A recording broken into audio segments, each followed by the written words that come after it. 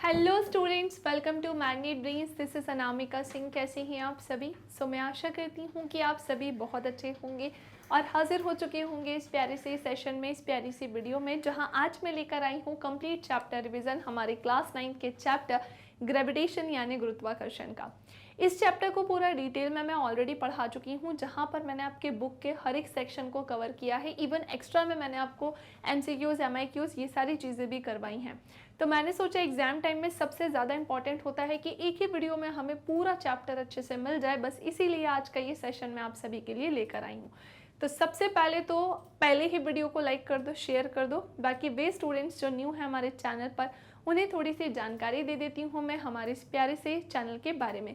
बहुत ध्यान से सुनिएगा बेटा। यदि आप क्लास 6 से लेकर 12th में किसी भी क्लास में हैं, magnet brains Hindi medium channel पर आप अपने सब्जेक्ट की क्लासेस अटेंड कर सकते हैं। किसी भी क्लास को देखने के लिए आपको कोई कोर्स बिल्कुल भी परचेज नहीं करना है और ना ही किसी तरह की कोई पेमेंट करनी है, क्योंकि मैग्नेट ब्रेन्स प्रोवाइड कराता है क्वालिटी एजुकेशन, वो भी बिल्कुल फ्री ऑफ कॉस्ट। इसी के साथ मैं आपको बताना चाहती हूँ कि हम 5 स्टेट बोर्ड कवर करते हैं, जैसे UP board, Bihar board, MP board, Rajasthan board, Delhi board. और जितनी भी चीज़ें हम कवर करते हैं वो होती है सब बिल्कुल अरेंज फॉर्मेट में, जहां बेसिक से लेकर एडवांस लेवल हम लेकर चलते हैं और आपके सारे डाउट्स करते हैं सॉल्व।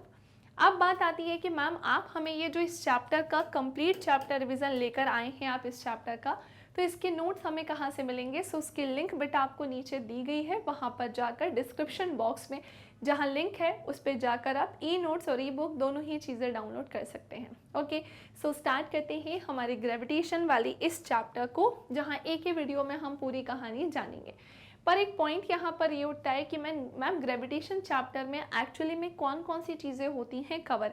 पहले क्या आप हमें ये बता सकते हैं? जी हाँ, बिल्कुल बता सकते हैं। हमें सबसे पहले ये जानना है कि ग्रेविटेशन चैप्टर हमारा क्या क्या कवर करेगा। देखो, सबसे पहले इनिशियली तो यही जानना होगा कि ये ग्रेविटेशन होता क्या है। क्या कहा बेटा मैंने आप सभी से? इनिशियली तो हमें यही ही जानना है कि भैया ये ग्रेविटेशन होता क्या है, यानी गुरुत्वाकर्षण क्या होता है। फिर मैं बताऊंगी आपको गुरुत्वाकर्षण का सार्वत्रिक नियम, जो एक्चुअली में किसी ने तो दिया होगा, और वो किसने दिया होगा? तो यहाँ पर आप देख सकते हैं न्यूटन जी बैठे हैं शांति से पेड़ के नीचे, एंड अचानक से इनके सर पर कुछ क्या गिरता है? इस तरह से एप्पल गिरता है। अब आप सोच रहे होंगे मैम क्या ज़रूरत पड़ी थी इनको उस एप्पल के बारे में विचार करने की? उठाते हम होते तो हम उठाते, हम खा लेते, तो वैसे ये भी एप्पल को उठाते और शांति से खा लेते, इतनी बुरी कहानी निकलती ही नहीं। तो मुझे एक बात बताओ, यही तो डिफरेंस है हमारे में और फिर न्यूटन जी में। हम अगर होते तो एप्पल खा लेते, क्योंकि हम न्यूटन नहीं है, और वो न्यूटन इसलिए है क्योंकि उन्होंने उस पर विचार किया। उन्होंने सोचा कि यार ऐसा क्यों हुआ कि ये जो एप्पल है ये मेरे सर पर अगर गिरा है तो ये मेरे सर पर क्यों गिरा? ये लेफ्ट राइट भी तो गिर सकता था, या ये एप्पल ऊपर भी तो जा सकता था। मतलब मल्टीपल थॉट्स जो हैं वो उनके माइंड में आना स्टार्ट हो गए, और वहीं से ही उन्होंने हमें ग्रेविटेशन के बारे में बताया। अब एक पॉइंट उठता है कि मैम ये ग्रेविटेशन क्या है? तो थोड़ा सा समझो बेटा। जहाँ एक ऑब्जेक्ट दूसरे ऑब्जेक्ट को क्या करता है? अपनी और अट्रैक्ट यानी कि आकर्षित करता है, ये सब ही क्या कहलाता है? ग्रेविटेशन यानी कि गुरुत्वाकर्षण। अब जैसे जैसे हम आगे बढ़ेंगे तो मैं स्टार्टिंग ही इसी से करवाऊंगी। तो हमने जाना कि ग्रेविटेशन का सार्वत्रिक नियम, इसका जो यूनिवर्सल लॉ है वो क्या है, वो मैं आपको बताऊंगी। फिर मैं आपको बताऊंगी कि इसकी इम्पोर्टेंस क्या है। क्या लगता है आपको हमारे जीवन में, हमारी लाइफ में इसकी कोई इम्पोर्टेंस होगी भी क्या? जी हाँ बेटा, बिल्कुल है। ग्रेविटेशन नहीं होगा तो हम भी नहीं होंगे। ग्रेविटेशन ने इसलिए ये चीज़ें इतनी प्रॉपर तरीके से चल पाती हैं। ग्रेविटेशन के सार्वत्रिक नियम का जो महत्व यानी कि इम्पोर्टेंस है वो भी मैं आपको इसी सेक्शन में बताऊंगी। देन मैं आपको बताऊंगी मुक्त पतन क्या होता है। अच्छा, मुक्त पतन के पहले थोड़ा सा आते हैं, जब हम यहाँ पर सार्वत्रिक नियम पढ़ेंगे इसी में मैं आपको यहीं पर ही यूनिवर्सल ग्रेविटेशनल कांस्टेंट के बारे में बताऊंगी, जो कि क्या होता है बेटा? कैपिटल G होता है। कैपिटल G ही क्या कहलाता है? तो बेटा ये कहलाता है यूनिवर्सल ग्रेविटेशनल कांस्टेंट। क्या कहलाता है? यूनिवर्सल ग्रेविटेशनल कांस्टेंट ये कहलाता है। क्लियर? यूनिवर्सल ग्रेविटेशनल कांस्टेंट ये कहलाता है, जहां पर पता है क्या होता है? तो जो होता है कैपिटल G। अब समटाइम्स हम ये सोचते हैं कि भाई जी तो जी ही होता है, चाहे वो कैपिटल हो चाहे वो स्मॉल हो, बिल्कुल सही सोचते हो आप, लेकिन ऐसा है नहीं। ऐसे तो सोचने को आप पता नहीं क्या क्या सोचते हो, लेकिन एक्चुअल में ऐसा नहीं है। Capital G and small G में क्या होता है difference. Capital G universal gravitational constant होता है और small G acceleration due to gravity होता है, यानी गुरुत्व के कारण त्वरण। तो जब हम इन सेक्शन में पहुंचेंगे तो हम इसमें डिफरेंस जानेंगे। क्यों? क्योंकि मैं आपको इसी के साथ पढ़ाऊंगी क्या, फ्री फॉल। हम क्या पढ़ेंगे इसी के साथ, तो हम पढ़ेंगे फ्री फॉल, जिसे बेटा हम हिंदी में क्या कहते हैं, मुक्त पतन कहते हैं। मुक्त पतन हमें ये बताता है कि जैसे मान लो कि मेरे हाथ में ये स्टाइलस है और अगर मैं इसे छोड़ती हूँ तो ये कहाँ गिरता है, धरती की तरफ, पृथ्वी की तरफ गिरता है। वहीं अगर मैं इस ऑब्जेक्ट को ऐसे ऊपर की तरफ उछालूंगी तो फिर ये कहाँ जाएगा, ऊपर। लेकिन क्या ऐसा संभव है कि मैंने इसे उछाला और ये हमारे अर्थ के सरफेस से ही बिल्कुल बाहर चला जाएगा? तो आप क्या कहेंगे, नहीं मैम, ये चीज़ तो बिल्कुल भी पॉसिबल नहीं है, बिल्कुल भी संभव नहीं है। तो यस, जैसे ही हम इसे उछालेंगे ये ऊपर की तरफ जाएगा, एक ऊंचाई तक जाएगा, देन अगेन क्या आ जाएगा, नीचे आएगा। तो मैं आपको फ्री फॉल में हर तरीके से कंडीशन बताऊंगी स्मॉल जी को लेकर। ओके, तो इसी के साथ गुरुत्वीय त्वरण जी के मान का हम परिकलन, मैं इसका ना परिकलन करना भी सिखाऊंगी कि भाई जी का मान निकल कर कैसे आया। क्योंकि कैपिटल जी का मान क्या होता है, 6.67 multiply 10⁻⁻11 newton metre square upon में kg स्क्वायर। वहीं स्मॉल जी का मान होता है 9.8 metre per second square. Okay, पृथ्वी के गुरुत्वीय बल के प्रभाव में वस्तुओं की गति भी हमें पढ़नी होगी। एंड फिर मैं आपको बताऊंगी कि क्या डिफरेंस होता है मास में, यानी कि भाई मास और वेट में क्या अंतर होता है। क्लियर, मास और वेट में क्या अंतर होता है, क्या डिफरेंस होता है, इसे भी हम जानेंगे। क्योंकि जनरली स्टूडेंट्स को ऐसा लगता है कि दोनों सेम ही चीज़ है, दोनों एक ही चीज़ है, तो मैं बताना चाहती हूँ नहीं, दोनों कैसे होते हैं, अलग अलग। ओके, किसी वस्तु का चंद्रमा पर भार क्या होता है, ये भी हम जानेंगे कि अगर कोई वस्तु है तो उसका चंद्रमा पर भार क्या होगा। ठीक है, अब सोचो कि ये चैप्टर हमें क्या कुछ बताने वाला है, कितना इंटरेस्टिंग ये चैप्टर है हमारा, है ना। चलिए आगे आते हैं। इसी के साथ साथ हम जानेंगे प्रणोद तथा दाब के बारे में भी। ये प्रणोद क्या होता है, दाब यानी प्रेशर क्या है, तरल में दाब का क्या रोल होता है। मैम ये उत्प्लावकता यानी कि उत्प्लावन बल, उत्प्लावकता बोल दो, या फिर मैं बात करती हूँ उत्प्लावन बल की, ये क्या होता है। और फिर पानी की सतह पर रखने पर वस्तुएं तैरती हैं या डूबती क्यों हैं, ये भी हम जानेंगे। आपने कई बार नोटिस किया होगा कि अगर कोई कंटेनर है और वो पानी से क्या है, भरा हुआ है, मान लेते हैं बेटा कि ये क्या है, पानी से ऐसे पूरा तरीके से क्या है, भरा हुआ है ऐसे। अब हमने क्या देखा कि भाई अगर ये पानी से भरा हुआ है तो हमसे पूछ रहा, हमने नोटिस किया है कि कुछ ऑब्जेक्ट जो है वो इसकी सरफेस पे तैरते रहते हैं, कुछ ऑब्जेक्ट जो है वो पानी में ऐसे नीचे बैठे रहते हैं। अगर मैं बोलूं कि मैम कुछ इसी पानी में कुछ तैर रही हैं, कुछ डूब रहे हैं, कोई तो रीज़न होगा, बिल्कुल होगा। उसी रीज़न को हम यहाँ पर इस वाले सेक्शन में पढ़ेंगे। आर्किमिडीज का सिद्धांत बिल्कुल इसी से ही रिलेटेड है, इसी से ही कनेक्टेड है, इनके बारे में भी हम यहाँ पर जानेंगे। ओके, तो ये एक छोटी सी जानकारी मैंने आपको दी ताकि मैं आप सभी को बता सकूं कि ये चैप्टर कितना ज़्यादा इंटरेस्टिंग होने वाला है, जहाँ पर आप ये सारी चीज़ें पढ़ोगे। तो अभी तक वीडियो को लाइक नहीं किया है तो जल्दी से जाना, लाइक कर देना, शेयर कर देना। बाकी अब हम आते हैं छोटू से कहानी की तरफ, जहां मैं आपको सबसे पहले एक इंट्रोडक्शन बताती हूँ। हमने वस्तुओं की गति के बारे में तथा बल को गति के कारक के रूप में अध्ययन किया। बिल्कुल सही बोला है, हम पहले ही जान चुके हैं कि वस्तुएं जो हैं वो गति कैसे करती हैं, क्योंकि गतियाँ तो कई तरीके की होती हैं। कौन कौन सी गतियाँ होती हैं भैया? जो गति होती है, जैसे कि अब हमने मोशन की अगर बात करें, जैसे कि दोलन गति होती है, घूर्णन गति होती है, वृत्तीय गति होती है, एक सरल रेखीय गति होती है। तो गतियाँ तो कई तरीके की होती हैं, ठीक है। और बल के को गति के कारक के रूप में भी पढ़ा है, बिल्कुल सही कहा है। हम फोर्स पे पढ़ चुके हैं, है ना, हम जान चुके हैं कि ये बल क्या होता है, जिसे हमने गति के कारक में भी, कारक के रूप में भी पढ़ा है। और वेरी इंपॉर्टेंट कि बल भी कई तरीके के होते हैं, जैसे गुरुत्वाकर्षण बल होता है, जैसे अपकेंद्री बल होता है, अभिकेंद्री के बाद अपकेंद्रीय बल होता है, घर्षण बल होता है, ऐसे करके बल भी कई तरीके के होते हैं। हमने सीखा है कि किसी वस्तु की चाल या गति की दिशा बदलने के लिए बल की आवश्यकता होती है, डेफिनेटली होती है। मुझे एक बात बताओ, है ना, अगर वो बोल रहे हैं कि किसी वस्तु की चाल यानी कि जो उसकी स्पीड है ना, या फिर उसकी जो गति है, अगर हमें उसे चेंज करना है, उसकी दिशा बदलनी है, तो हमें फोर्स तो ऑब्वियसली लगाना होगा। फॉर एग्जाम्पल, मैं अभी ऐसे चल रही हूँ लेकिन मुझे टर्न लेना है, मुझे ऐसे टर्न लेना है, तो ऑब्वियसली मेरी तरफ से क्या होगा, बल लगेगा, फोर्स लगेगा इधर पे टर्न लेने के लिए।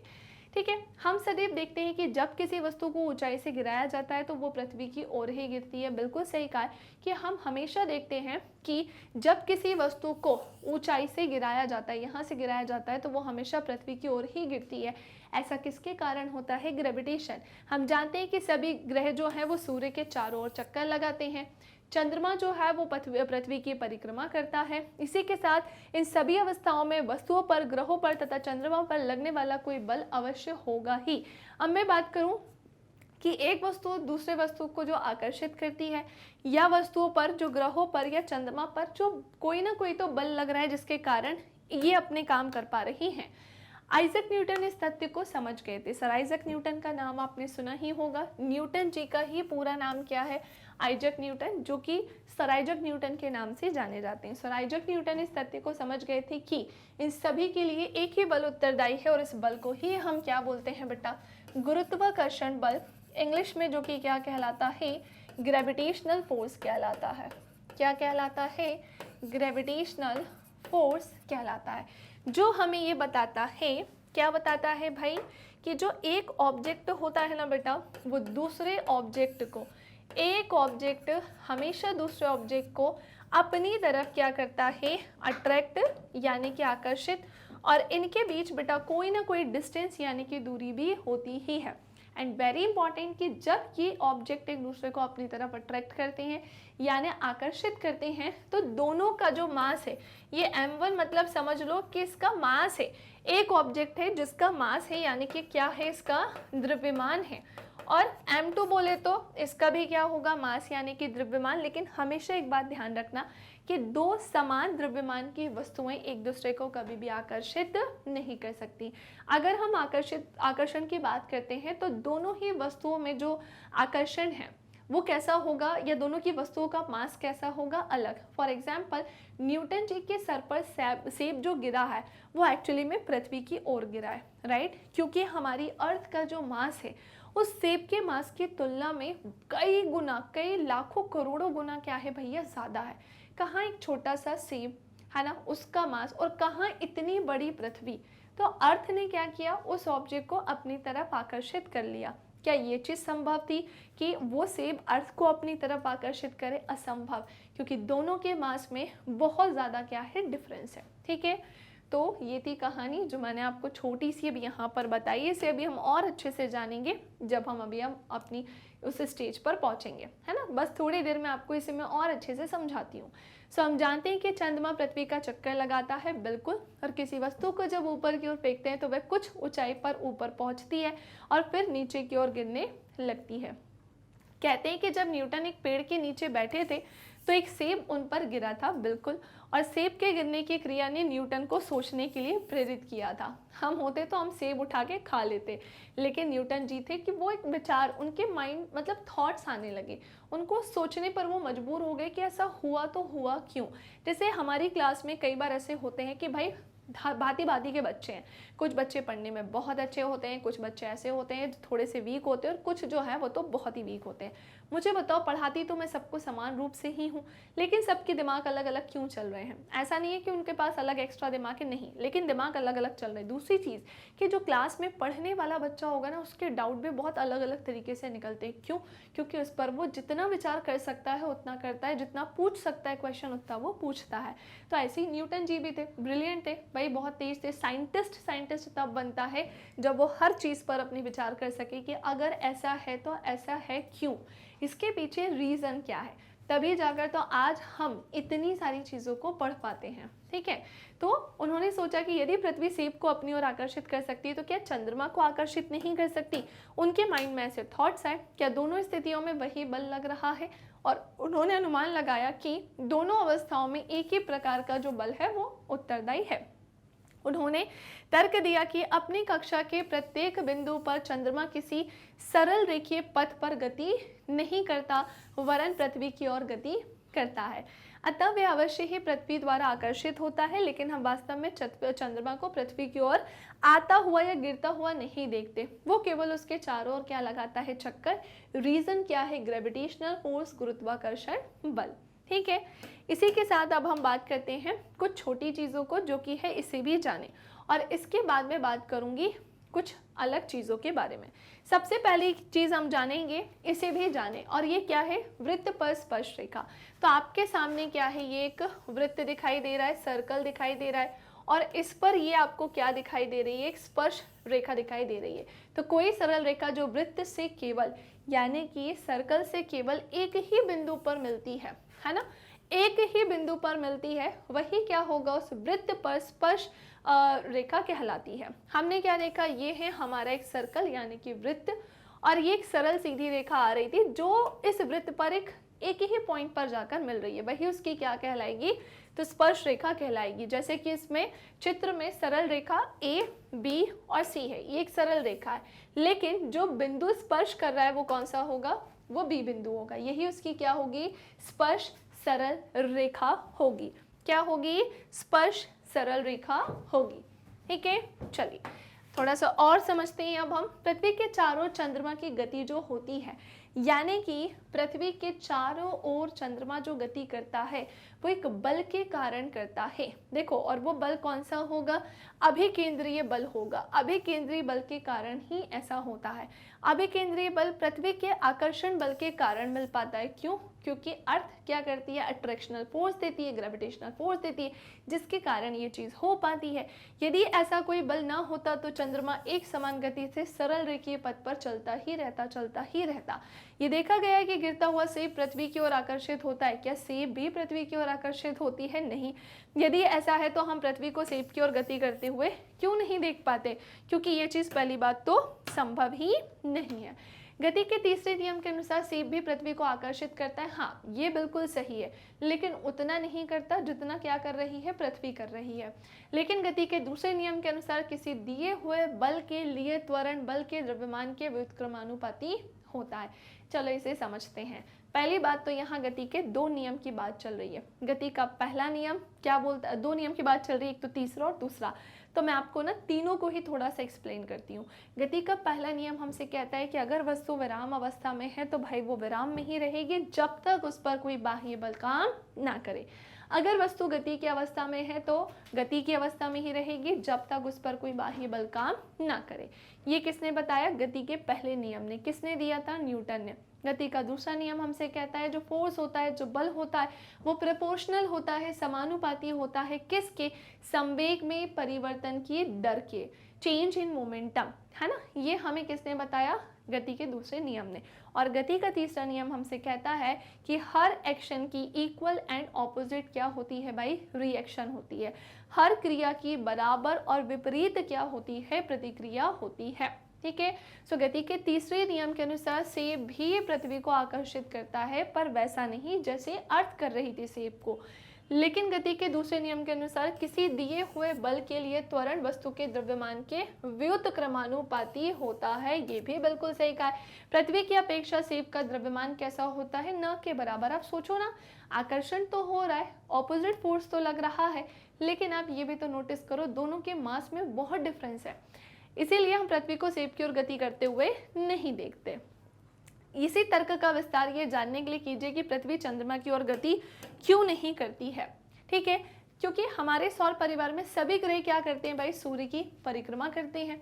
पहले की बात ही तर्क करके हम समझ सकते हैं कि सूर्य तथा ग्रहों के बीच एक बल तो है ही।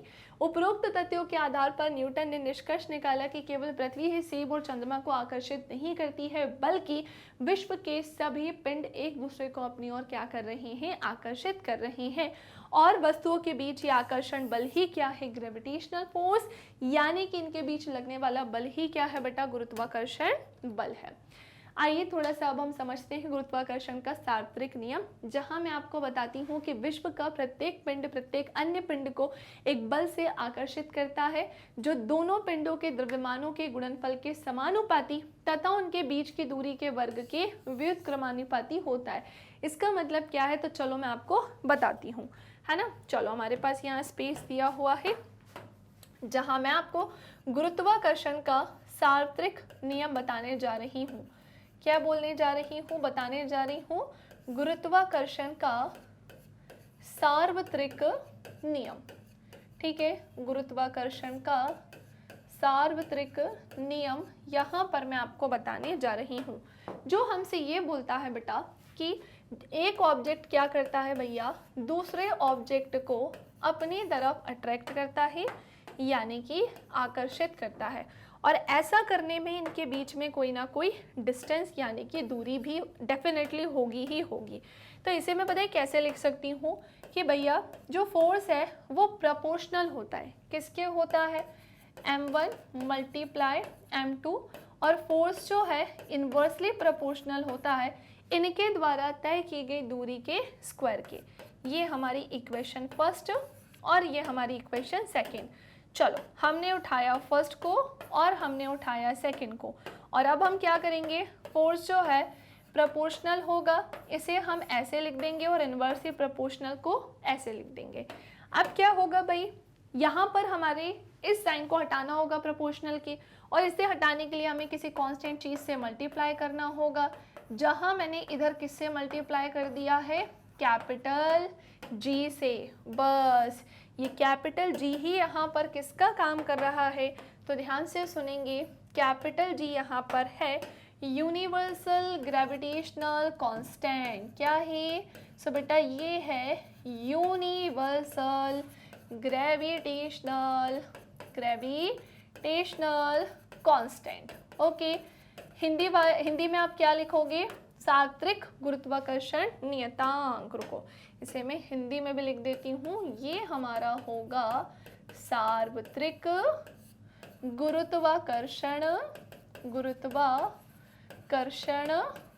नियतांक। ठीक है, सार्वत्रिक गुरुत्वाकर्षण नियतांक ये हमारा होगा। ओके, कोई कंफ्यूजन तो नहीं है? इसी के साथ मैं आपको बता देती हूँ कि भाई ये जो कैपिटल जी है ना, इसकी वैल्यू होती है 6.67 multiply 10⁻⁻11 newton metre square upon में क्या हो जाएगा बेटा, कैपिटल अपॉन में क्या होगा, केजी स्क्वायर होगा। ठीक है, तो ये यूनिवर्सल लॉ मैंने आपको बताया है किसका? ग्रेविटेशन का। अच्छा, ये यूनिट कैसे आई? पहले तो आपको ये वैल्यू याद करनी है। और ये यूनिवर्सल ग्रेविटेशनल कांस्टेंट क्यों है? क्योंकि इसकी वैल्यू बेटा कभी भी चेंज नहीं होती है, स्मॉल जी के बारे में हम जानेंगे, लेकिन कैपिटल जी चेंज नहीं होता है। ठीक है, चलो अब ये ऐसे कैसे हो गया इसे समझते हैं थोड़ा सा, जिसके लिए मैं यहाँ पर एक रेखा खींच देती हूँ, है ना, एक रेखा ऐसे। ये कहानी तो डन हो गई होगी सबको। अब हम एक काम करते हैं, इसको यहाँ ऊपर लेके चले जाते हैं मल्टीप्लाई में, और ये m1 m2 को नीचे लेकर आ जाते हैं, और कैपिटल जी यहीं पर छोड़ देते हैं। अब यहाँ से ये निकल के आ जाएगा, फोर्स की यूनिट न्यूटन, ये डिस्टेंस दूरी मीटर स्क्वायर, ये हमारा मास क्या हो जाएगा, किलोग्राम स्क्वायर। यही क्या होगी हमारी कैपिटल जी का एक तरीके से बोल सकते हैं फॉर्मूला, एक कैपिटल जी की एक तरीके से क्या है, यूनिट है। फॉर्मूला इसका ये रहा आप सभी के सामने। जब न्यूमेरिकल सॉल्व करेंगे तो ऑब्वियसली हम इसे क्या कर सकते हैं, यूज़ कर सकते हैं। तो फटाफट से इसे नोट डाउन कर लीजिए, और अब हम बढ़ेंगे आगे की तरफ, फिर जानेंगे आगे की कहानी को। चलिए, कर लिया नोट डाउन सभी ने? आगे बढ़े अब हम। चलिए, तो फिर अब हमारी ये कहानी तो होती है डन। कुछ और भी चीज़ें हैं जो हमें पढ़नी होगी, जैसे आप इसे यहाँ देख पा रहे होंगे, इसे भी जानिए। तो आपको पता होगा कि कई बार ऐसा होता है कि हम चैप्टर के बीच में जो भी चीज़ें दी हुई होती हैं उसे छोड़ते नहीं है, क्योंकि ये भी बहुत ज़्यादा इम्पॉर्टेंट होता है।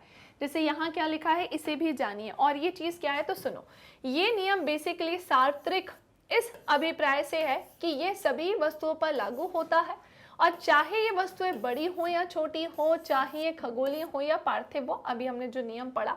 ठीक है, अब इसका व्युत्क्रम वर्ग भी सुनिएगा, ये भी बहुत ज़्यादा क्या है भाई, इंपॉर्टेंट, यानी कि IMP।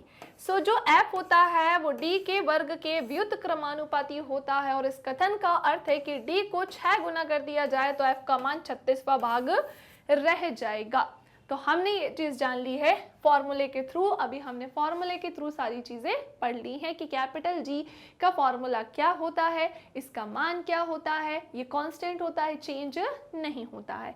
क्लियर? चलिए अब आते हैं हम अगली कहानी को पढ़ने के लिए, जो कि है गुरुत्वाकर्षण सार्वत्रिक नियम की इम्पोर्टेंस, यानी कि इसका महत्व। क्या लगता है आप सभी को कि गुरुत्वाकर्षण का जो सार्वत्रिक नियम है, क्या उसकी कोई इम्पोर्टेंस है या फिर कोई महत्व है? तो चलिए इस चीज़ को जानते हैं। गुरुत्वाकर्षण का सार्वत्रिक नियम अनेक ऐसी परिघटनाओं की सफलतापूर्वक व्याख्या करता है जो असंबद्ध मानी जाती थी। और वो क्या है? तो वो है हमें पृथ्वी से ये बांधे रखने वाला एक तरीके का क्या है? बल है। दूसरा पॉइंट, पृथ्वी के चारों ओर चंद्रमा की गति इसमें शामिल है, सूर्य के चारों ओर ग्रहों की गति इसमें शामिल है, चंद्रमा तथा सूर्य के कारण ज्वार भाटा इसमें शामिल है। क्या कहा मैंने आप सभी से? तो मैंने आप सभी से ये कहा है कि ये हमें पृथ्वी से बांधे रखने वाला एक तरीके का बल है। पृथ्वी के चारों ओर चंद्रमा की गति इसमें शामिल है, सूर्य के चारों ओर ग्रहों की गति इसमें शामिल है, चंद्रमा तथा सूर्य के कारण ज्वार भाटा इसमें शामिल है। अब आते हैं हम गुरुत्वीय त्वरण, जो कि है हमारा एक्सेलरेशन ड्यू टू ग्रेविटी, इसके बारे में जानने के लिए।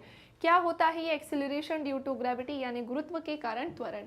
सो ध्यान से सुनिएगा, जब कोई वस्तु पृथ्वी की ओर मुक्त रूप से गिरती है ना, तो बेसिकली यहाँ पर ये बताया जा रहा है कि जब भी किसी ऑब्जेक्ट को फ्रीली छोड़ा जाता है, जैसे अभी मैं गुरुत्वीय त्वरण आपको बताऊंगी ना, तो आपको ये मतलब बेसिकली हमें ये फ्री फॉल में ही पढ़ना है। तो चलो पहले तो इसी के बारे में ही जानते हैं कि ये फ्री फॉल क्या होता है।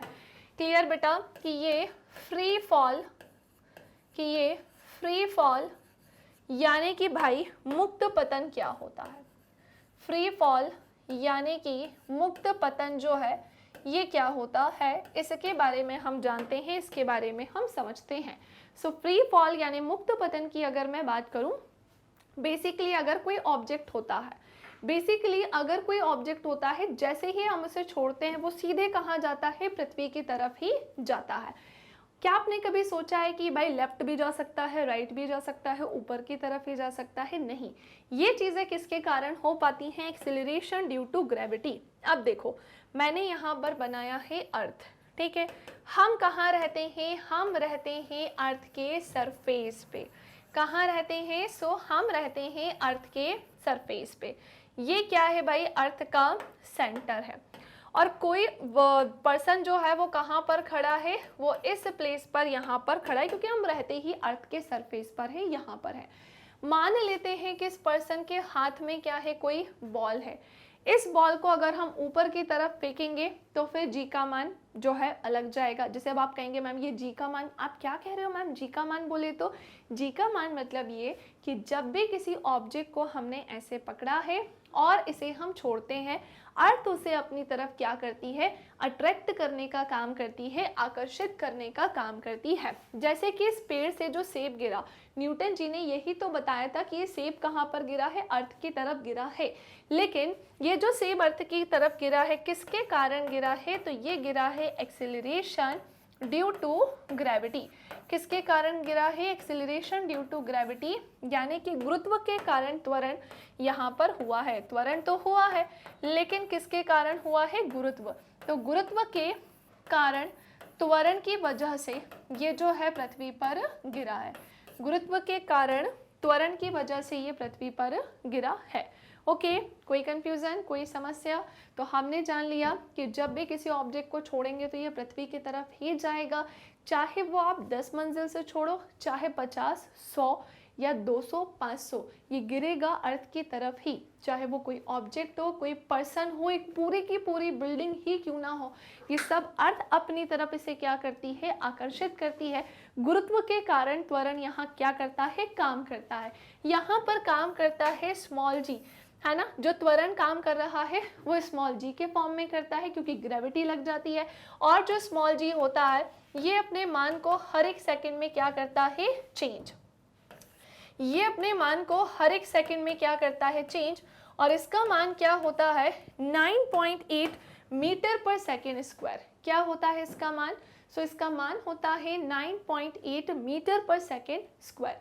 सो एक्सेलरेशन ड्यू टू ग्रेविटी हमने देख लिया है। जब कोई वस्तु पृथ्वी की ओर मुक्त रूप से गिरती है तो पृथ्वी कि गुरुत्व बल के कारण उसके गिरने का जो वेग है, यानी कि बेटा जो इसकी वेलोसिटी है वो क्या होगी, ऑब्वियसली इंक्रीज होगी, बढ़ेगी, अर्थात उसकी गति में त्वरण जो है वो उत्पन्न होगा, अर्थात उसकी गति में एक्सीलरेशन यानी कि त्वरण उत्पन्न होगा।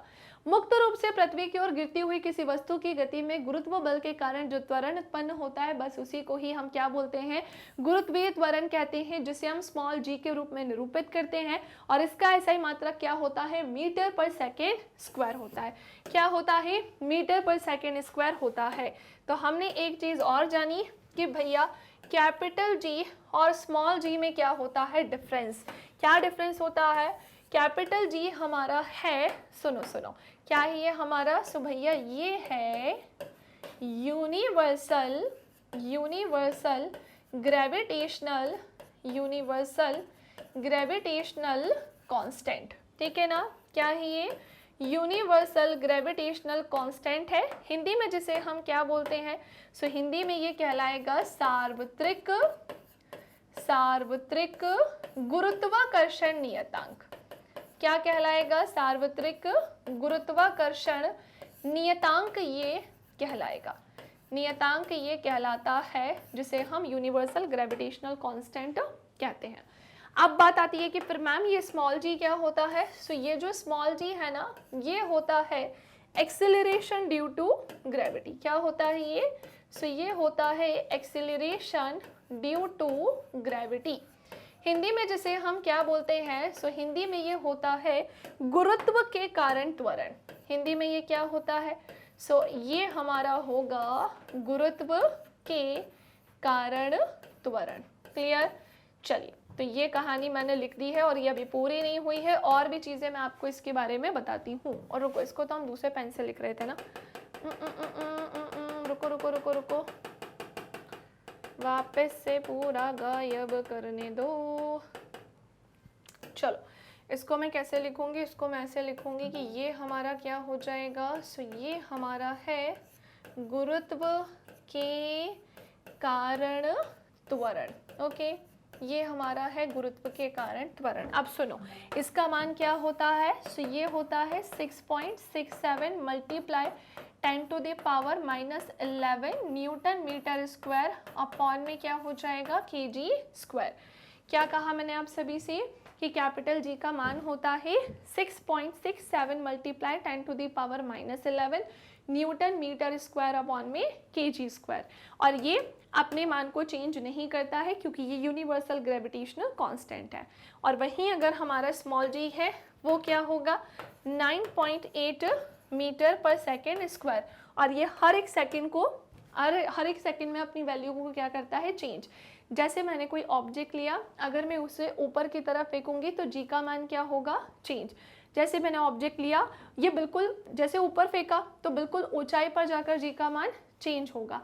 हम इसे छोड़ेंगे, पृथ्वी पर गिरेगा तो जी का मान चेंज, अर्थ की गहराई में जाएगा तो जी का मान चेंज, अर्थ के सेंटर में जाएगा तो जी का मान चेंज। चलो कैसे, तो समझते हैं। सबसे पहली चीज़ कि एक चीकू नाम का लड़का भाई मैंने यहाँ पर खड़ा किया है। जैसा कि आप सभी जानते हैं कि ये जो क्यूट सा हरे रंग का लड़का आपको दिखाई दे रहा है, एक्चुअली में इसका नाम क्या है, चीकू है। एक्चुअली में इसका नाम क्या है, चीकू है। तो चीकू के हाथ में क्या है, एक बॉल है।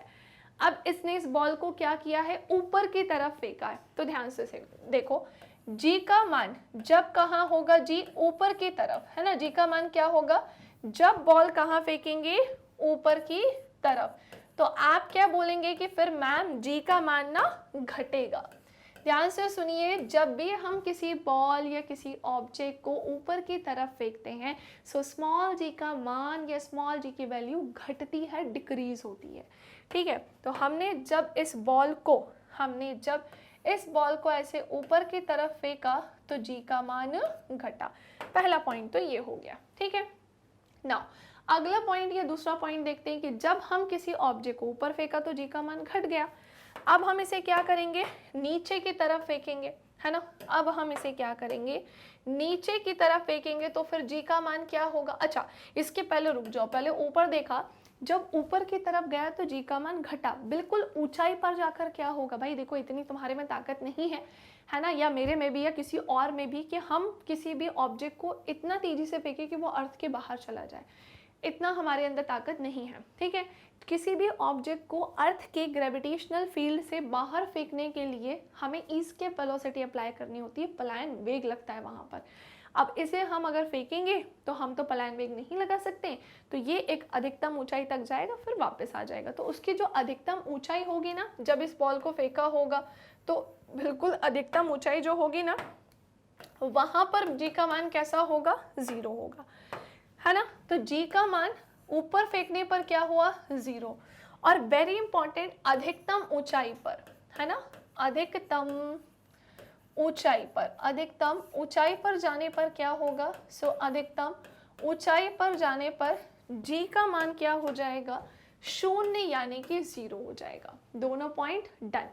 अब वो ऑब्जेक्ट जब अधिकतम ऊंचाई पे पहुंचेगा, वापस से नीचे आने की क्या करेगा, कोशिश करेगा। और जब ये वापस से नीचे आने की कोशिश करेगा, है ना, और जब ये वापस से नीचे आने की कोशिश करेगा तो फिर जी का मान क्या होगा, तो फिर जी का जो मान है वो क्या होगा भैया, तो फिर वो बढ़ेगा, है ना। फिर जी का मान क्या होगा, बढ़ेगा। तो हमने देखा कि जी का मान जो है, जब हमने क्या किया, वो ऑब्जेक्ट नीचे की तरफ आया, है ना, ऊपर था फिर नीचे की ओर आया, तो हमने देखा कि फिर जी का मान क्या हुआ, तो वो बढ़ा, हर एक सेकंड उसने अपनी स्पीड को बढ़ाया। वेरी इंपॉर्टेंट, ये है हमारी अर्थ, है ना, ये है हमारी प्यारी सी अर्थ।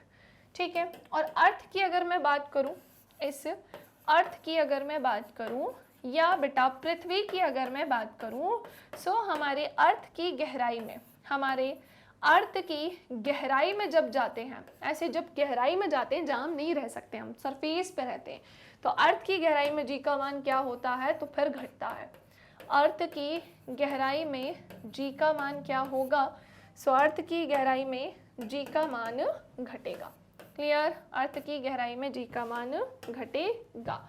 ये तो थी कहानी जो मैंने आपको बता दी है स्मॉल जी को लेकर। ठीक है, नाउ आगे की तरफ अब हम आते हैं कि पृथ्वी के बिल्कुल सेंटर में जी का मान क्या होगा, सो अर्थ के बिल्कुल केंद्र यानी कि सेंटर में जो जी का मान है ना, वो क्या हो जाएगा भाई, 0 यानी कि 0 होगा। ठीक है, अर्थ के सेंटर में, पृथ्वी के केंद्र में जी का मान क्या हो जाएगा, तो वो 0 यानी कि 0 होगा।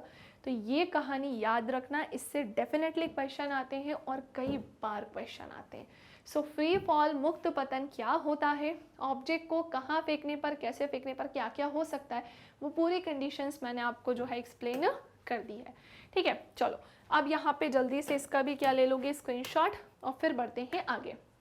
माना पृथ्वी का द्रव्यमान कैपिटल M है और स्मॉल m द्रव्यमान की वस्तु पृथ्वी की ओर मुक्त रूप से गिर रही है। ठीक है, तो पृथ्वी तथा वस्तु के केंद्र के मध्य दूरी अगर कैपिटल R है, तो आपको यहाँ पर गुरुत्वाकर्षण का नियम बताना है। चलो मैं आपको इसे ना गुरुत्वाकर्षण का नियम इसके यहाँ पर बताती हूँ, जिसके लिए अच्छा हमें देकर क्या क्या रखा है, पहले तो हम उसे मेंशन करते हैं। हमें देकर रखा है पृथ्वी का द्रव्यमान जो कि कितना है भैया, कैपिटल M है, और हमें क्या देकर रखा है, स्मॉल m, जो कि किसका द्रव्यमान है, एक वस्तु का। तो मैं यहाँ पर मेंशन कर रही हूँ जगह बनाकर, है ना, ऐसे प्रॉपरली, है ना, क्योंकि हम इसके नियम को लिख रहे हैं, जिसके लिए हमारे पास क्या है, पृथ्वी का द्रव्यमान है। और पृथ्वी का द्रव्यमान कितना है हमारे पास, सो भाई वो है अर्थ का मास कैपिटल M। इसी के साथ नेक्स्ट आते हैं, उस वस्तु का द्रव्यमान कितना है, सो उस वस्तु का जो द्रव्यमान है ना, उस वस्तु का जो द्रव्यमान है ये हमारे पास कितना हो जाएगा, सो वो होगा स्मॉल m। आप m1 m2 से भी डिनोट कर सकते हैं, बट ठीक है हम कैपिटल M स्मॉल m से इसे समझते हैं। और हमारे पास क्या है, पृथ्वी तथा वस्तु के केंद्र के बीच की दूरी, है ना, तो मैं ऐसा लिख देती हूँ, पृथ्वी तथा वस्तु के बीच की दूरी, वस्तु के बीच की दूरी मैं यहाँ पर लिख रही हूँ, पृथ्वी तथा उस वस्तु की बीच की दूरी यहाँ पर कितनी हो जाएगी, सो वो हो जाएगी कैपिटल R। कितनी होगी भाई? सो वो हो जाएगी कैपिटल आर। तो ये चीज़ हमने यहाँ पर देख ली है, ये चीज़ हमने यहाँ पर जान ली है। नाउ अब हम आते हैं आगे की तरफ और मैं आपको इसका गुरुत्वाकर्षण का नियम बताती हूँ, जिसके लिए हमें किसका सपोर्ट लगेगा? तो जिसके लिए हमें सपोर्ट लगेगा हमारे इसके पहले वाले नियम का। ठीक है, तो सुनो, सबसे पहली चीज़ कि कैपिटल जी ने हमसे क्या बोला था, हमने अभी सॉल्व किया था ना, है ना। हमने देखा था कि भाई जो फोर्स होता है, अभी हमने क्या देखा था कि जो फोर्स है वो प्रोपोर्शनल होता है m1 m2 अपॉन में d का स्क्वायर बोल दो, चलो d का स्क्वायर। फिर हमने देखा था कि भाई क्या हुआ, ये कैपिटल G आया, फिर m1 m2 अपॉन में d स्क्वायर। फिर हमने देखा यार कि d स्क्वायर यहाँ चला गया, सो ये ऐसा, और हमारा ये क्या हो गया था, वैसे तो हम इसे ऐसे भी सॉल्व कर सकते हैं बट ठीक है, ये हमारा क्या था m1 m2 और ये हमारा क्या था कैपिटल G। तो जब एक बात बताओ, कैपिटल G का ये फॉर्मूला है तो फिर भैया स्मॉल g का भी तो होगा ना। तो एक काम करते हैं, ये जो पूरी कहानी थी इसमें हम पुट कर देते हैं किसको, स्मॉल g के कॉन्सेप्ट को, स्मॉल g फाइंड करते हैं। तो हमने देखा फोर्स जो है बराबर है कैपिटल G, ये हमारा capital M small m upon में आर स्क्वायर, इसे मैं चेंज कर रही हूँ इसके अकॉर्डिंग। ठीक है, इसे मैं चेंज कर रही हूँ इसके अकॉर्डिंग। कौन सी चीज़ क्या है तो वो आपको समझ में आ रही होगी। ये हमारे पृथ्वी का द्रव्यमान है, ये वस्तु का द्रव्यमान है और इनके द्वारा तय की गई बीच की दूरी का जो बीच की दूरी है वो आर स्क्वायर मैंने यहाँ मेंशन की है। अब हम क्या कर सकते हैं, तो मुझे एक बात बताओ, फोर्स का फॉर्मूला क्या होता है? फोर्स इज इक्वल्स टू तो होता है भैया मास मल्टीप्लाई एक्सेलरेशन, राइट, यही होता है ना। तो मैं यहाँ पे एक ही जगह पर अब क्या लिख दूंगी, जी, क्योंकि अब यहाँ पे एक्सेलरेशन तो काम करेगा लेकिन किसके कारण, ग्रेविटी के कारण। तो मैं इसके प्लेस पे क्या लिख सकती हूँ, तो ये होगा हमारा mg। ठीक है, ये कैपिटल G का capital G, capital M small m upon में क्या हो जाएगा आर स्क्वायर।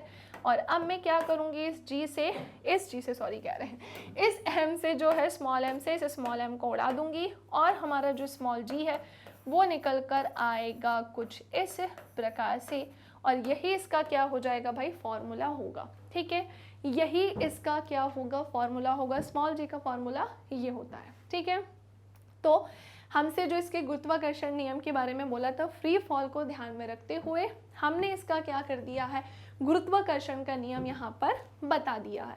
फ्री फॉल को ध्यान में रखते हुए हमने इसके गुरुत्वाकर्षण का नियम बता दिया है। चलो जल्दी से इसका क्या ले लोगे, अब आप स्क्रीनशॉट ले लोगे। ठीक है, एक और चीज़ मुझे आपको यहाँ पर बतानी है और वो क्या है, देखो आगे तो अभी हमारे सामने इसकी थ्योरी आएगी पूरी, लेकिन मैंने आपको ये जो पूरा कॉन्सेप्ट बताया था, एक चीज़ और ध्यान से सुनिएगा कि दो क्वेश्चन आते हैं कि जी का मान मैक्सिमम कहाँ पर होता है और जी का मान मिनिमम कहाँ होता है, यानी स्मॉल जी की वैल्यू अधिकतम कहाँ पर होती है और न्यूनतम कहाँ पर होती है। तो ये है क्या भाई, हमारा अर्थ, पहली बात तो है ना। अर्थ की अगर हम बात करें, ठीक है, अर्थ के पोल पर, है ना, अर्थ का जो पोल होता है ना, और एक होती है ऐसी इक्वेटर लाइन। तो अर्थ के पोल पर जो जी का मान है, पोल बोले तो ध्रुवों पर, अर्थ के पोल यानी कि जो ध्रुव होते हैं ना, तो अर्थ के पोल यानी कि ध्रुवों पर जो जी का मान है वो कितना होता है, तो भैया यहीं पर जी का मान होता है अधिकतम। यहीं पर जी का मान कैसा होता है, सो वो होता है अधिकतम। पहली बात तो ये होगी कि यहाँ पर इनके जी का मान कैसा होता है, अधिकतम, यानी कि मैक्सिमम होता है, ध्यान रखना ये होता है मैक्सिमम। और वही बात आती है इसकी इक्वेटर पर, है ना, ये क्या है भैया, इक्वेटर, है ना, ये क्या है, इक्वेटर लाइन है, यानी कि भैया ये है भूमध्य रेखा। और भूमध्य रेखा पर, क्लियर, और भूमध्य रेखा पर जो जी का मान होता है, ठीक है, भूमध्य रेखा पर कैसे लिखें, ऐसे लिखते हैं, इस पर जो जी का मान होता है ना, जी का मान जो होता है वो कैसा होता है, न्यूनतम होता है। वो कैसा होता है, सो वो होता है न्यूनतम। क्लियर, तो ये थी कहानी जो मैंने आप सभी को बता दी है और आपको समझा दिया है कि ध्रुवों पर जी का मान अधिकतम होगा और भूमध्य रेखा पर जी का मान क्या होगा, मिनिमम यानी कि न्यूनतम होगा। उम्मीद करती हूँ कि आपको अब किसी भी तरीके का कोई भी कंफ्यूजन नहीं होना चाहिए। ठीक है, ये कुछ बेसिक चीज़ें थी जो पता होनी चाहिए। स्पष्ट है कि गुरुत्वीय त्वरण गिरती हुई वस्तु के द्रव्यमान पर निर्भर नहीं करता, ये केवल पृथ्वी के द्रव्यमान पर ही निर्भर करता है। ये चीज़ अभी हमने अपने फॉर्मूले की हेल्प से जान ली कि जो गुरुत्वीय त्वरण होता है ये किसी वस्तु के द्रव्यमान पर निर्भर नहीं करता, बल्कि किस पर करता है, उस पृथ्वी के द्रव्यमान पर, है ना। क्योंकि जब फ्री फॉल हो रहा है यानी कि वस्तु गिर रही है तो अर्थ की तरफ ही तो गिर रही है। मैंने बोला ना, चाहे एक इंसान गिरे, चाहे वो 100 मंजिल से गिरे, ये पूरी की पूरी 100 मंजिल बिल्डिंग ही गिर जाए, सब अर्थ की तरफ ही गिरेगी, ठीक है।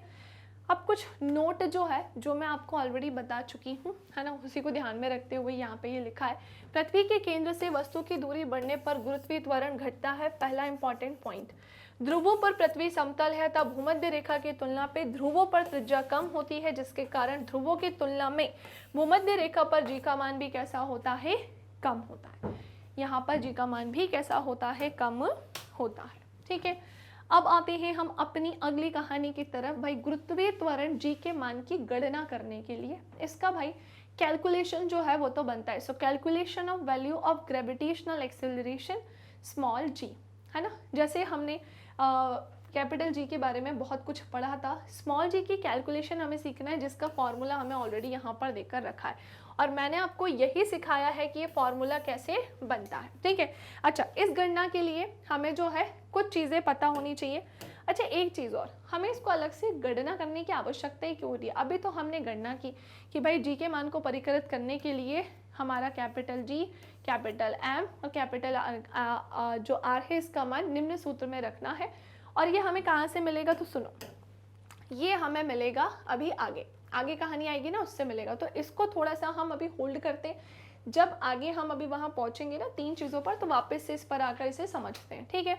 इसे 2 मिनट के लिए होल्ड कर रहे हैं। बाकी अभी मैं आपको 3 चीज़ें यहाँ पर मतलब फ्री फॉल से रिलेटेड कुछ इक्वेशंस बताने जा रही हूँ, तो ध्यान से सुनो। एक समान त्वरित गति के लिए गति के 3 समीकरणों को हम पहले ही व्युत्पन्न कर चुके हैं। जी हाँ, गति के 3 समीकरण होते हैं, ये चीज़ हमें पता है। और जब किसी वस्तु का मुक्त पतन होता है यानी कि क्या होता है भैया, फ्री फॉल होता है ना। क्या होता है जब इसका फ्री फॉल होता है, तो इसमें भी एक समान त्वरण या गुरुत्वीय त्वरण नीचे की ओर काम करता है, बिल्कुल करता है।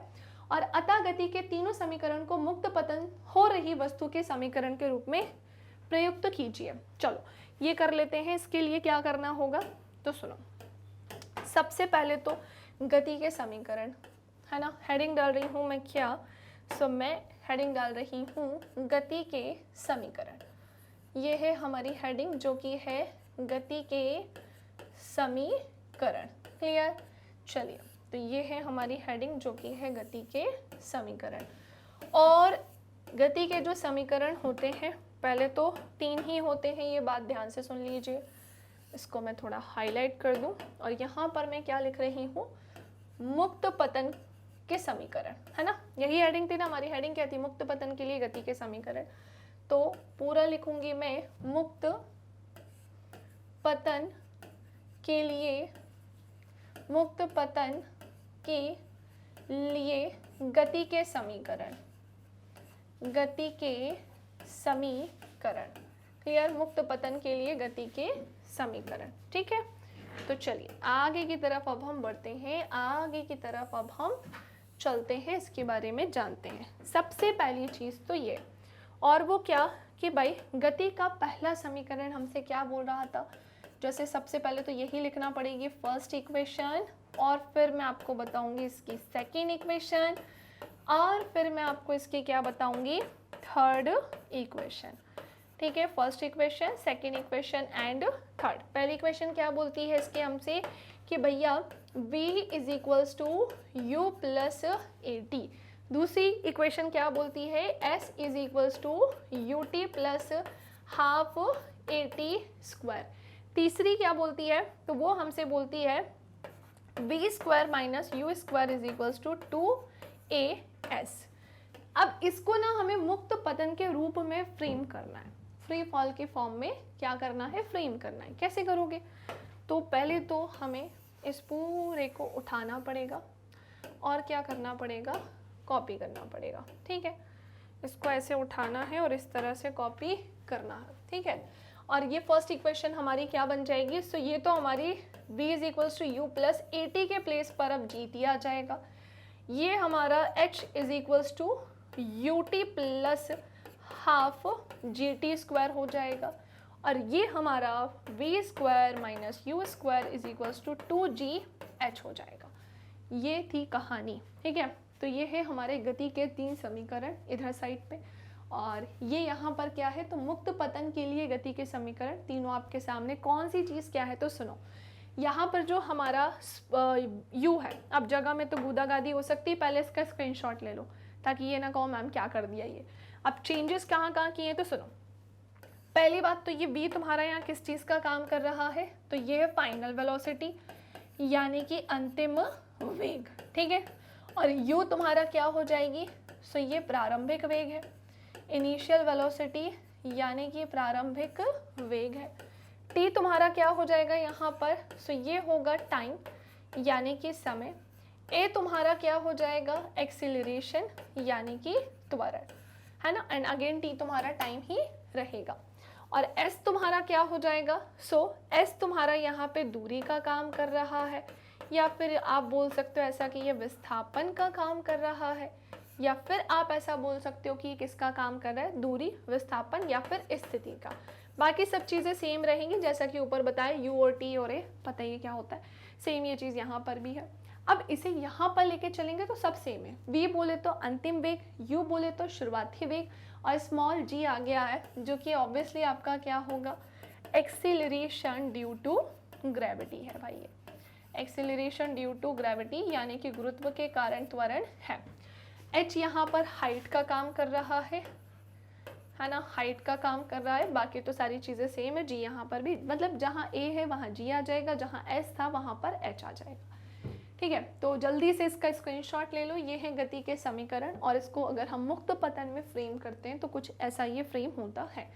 अब एक चीज़ और, इसके जब न्यूमेरिकल्स आप सॉल्व करोगे, जो कि मैंने ऑलरेडी करवा कर रखे हैं चैप्टर, आप प्लेलिस्ट में जाना जहाँ मैंने ये चैप्टर पढ़ाया, उस सेक्शन में एक न्यूमेरिकल वाला पार्ट मैंने अलग से लिया है। अब उसमें क्या होता है ना, क्वेश्चन को थोड़ा सा ध्यान से समझना है कि जब ऑब्जेक्ट ना हम ऐसे ऊपर की तरफ फेंकेंगे ना, तो जी का मान माइनस में लेके चलना। मतलब न्यूमेरिकल सॉल्व करते समय कई बार ऐसा होता है कि हम भूल जाते हैं कब माइनस में कब प्लस में, और सीधे लगा कर डायरेक्ट प्लस करके न्यूमेरिकल सॉल्व नहीं।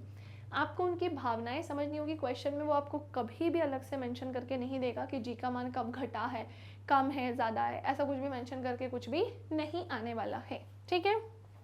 खैर, अब स्क्रीनशॉट आप सभी ने ले लिया है, इसका भी जो स्क्रीनशॉट है वो फटाफट से ले लीजिए। चलिए, सो स्क्रीनशॉट ले लिया आप सभी ने, अब हम फटाफट से आगे की तरफ बढ़ते हैं और फटाफट से हम आगे की कहानी को डिस्कस करते हैं। सो बात कुछ ऐसी है कि जब भी आप ये चैप्टर पढ़ोगे, तो जैसे मैंने आपको अभी स्टार्टिंग में बताया था कि 2 चीज़ें ऐसी मिलेंगी जो आपको क्या करेंगी, कंफ्यूज। और वो 2 चीज़ें कौन कौन सी हैं, एक तो है द्रव्यमान यानी कि मास, और दूसरा होता है भार यानी कि वेट। सो जनरली स्टूडेंट्स को बड़ा कंफ्यूजन होता है कि मैम दोनों में हम कैसे अंतर समझेंगे। तो मैं कुछ बेसिक चीज़ें सबसे पहले तो आपको बताती हूँ द्रव्यमान और मास को, द्रव्यमान और वेट को लेकर। अब एक चीज़ तो ध्यान से सुनिए कि हर एक वस्तु का द्रव्यमान भी होता है और हर एक वस्तु का भार भी होता है, यानी कुछ ना कुछ वेट तो वो रखता ही होगा।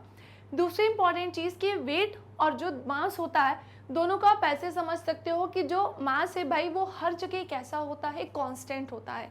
मास हर जगह कैसा होता है, स्थिर होता है।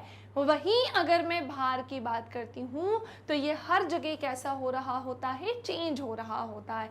इसका मतलब क्या है, तो सुनो, सबसे पहले परिभाषा जानते हैं। सो भौतिक विज्ञान में, भौतिक विज्ञान बोले तो किसकी बात चल रही है भाई, फिजिक्स की बात चल रही है। क्लियर, भौतिक विज्ञान बोले तो किसकी बात चल रही है, सो बात चल रही है फिजिक्स की। क्लियर, और फिजिक्स में एक महत्वपूर्ण अवधारणा है कि यह पदार्थ की मात्रा का एक माप है। क्या बोला है, यह पदार्थ की मात्रा का एक माप है जो किसी वस्तु में उपस्थित पदार्थ के कुल कणों की संख्या को दर्शाता है। कि किसी भी पदार्थ में कुल कितने भी कण हैं उनकी संख्या को दर्शाने का बेसिकली क्या करता है, काम करता है। क्योंकि उन पदार्थ की अगर हम बात करें, या तो वो सॉलिड में बना होगा, या तो वो लिक्विड में होगा, या तो वो गैसियस फॉर्म में होगा। पदार्थ की 3 अवस्था होती हैं और तीन ही रूप में ये मिलेगा। तो हमने देखा, हालांकि हमने ये जाना कि ये पदार्थ की मात्रा का एक माप होता है जो किसी वस्तु में उपस्थित पदार्थ के कुल कणों की संख्या को दर्शाने का काम करता है। द्रव्यमान को अंग्रेजी में हम क्या बोलते हैं भाई, इसे हम मास कहते हैं। और एक और चीज ध्यान रखिएगा, द्रव्यमान और वेट में एक चीज कॉमन होती है और वो है उसके एसआई यूनिट। तभी तो सबको लगता है दोनों सेम ही है, द्रव्यमान और भार एक ही चीज होती है। नहीं भाई, दोनों की इकाई जरूर सेम होती है, लेकिन द्रव्यमान हर एक स्थान पे कैसा होता है, कांस्टेंट यानी कि स्थिर रहता है, और जो भार होता है वो जगह के अनुसार क्या हो जाता है, चेंज हो जाता है। जैसे यहाँ पर हमारा जो भार है अलग होगा, अंतरिक्ष में क्या होगा, अलग होगा, ऐसे होता है। ठीक है, चलिए नेक्स्ट आते हैं द्रव्यमान की विशेषताओं के बारे में जानने के लिए। अभी तो मैंने छोटी सी बात आपको बताई है, लेकिन द्रव्यमान को समझने के लिए उनकी विशेषताएं पढ़ना बहुत इंपॉर्टेंट है।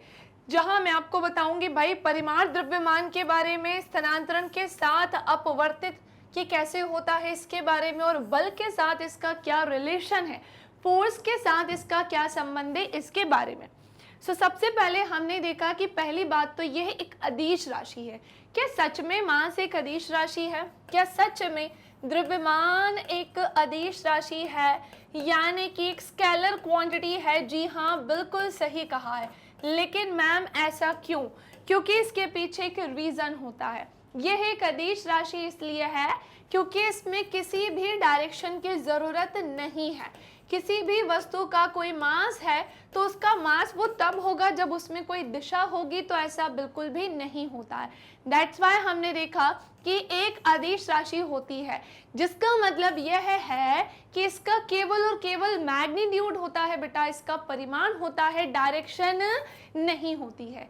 अगर हम बोलते हैं कि ये एक वेक्टर क्वांटिटी है, या अगर मैं ऐसा बोलती कि यह एक सदिश राशि है, तो ये सदिश की कैटेगरी में तब जाती है जब यहाँ पर क्या होता, डायरेक्शन भी होता। जैसे हम एग्जाम्पल से समझ सकते हैं डिस्प्लेसमेंट। भाई डिस्प्लेसमेंट में क्या होता है, विस्थापन में दूरी तो है ये, लेकिन कौन सी दूरी होती है, न्यूनतम दूरी होती है। और अगर न्यूनतम दूरी है तो मैंने आपको पढ़ाया है कि फिर यहाँ पर विस्थापन में कौन सी राशि होती है, सदिश राशि। क्यों होती है? क्योंकि ये न्यूनतम दूरी है और इसके लिए दिशा की जरूरत होती है। और वहीं अगर मैं आपसे बोलूं कि डिस्टेंस है, तो डिस्टेंस भी क्या है भाई, हिंदी में तो इसे हम दूरी ही बोलते हैं, और दूरी के लिए दिशा की जरूरत नहीं होती है। इसका मतलब ये भी एक कौन सी राशि हो जाएगी, ये भी एक अदिश राशि ही होगी।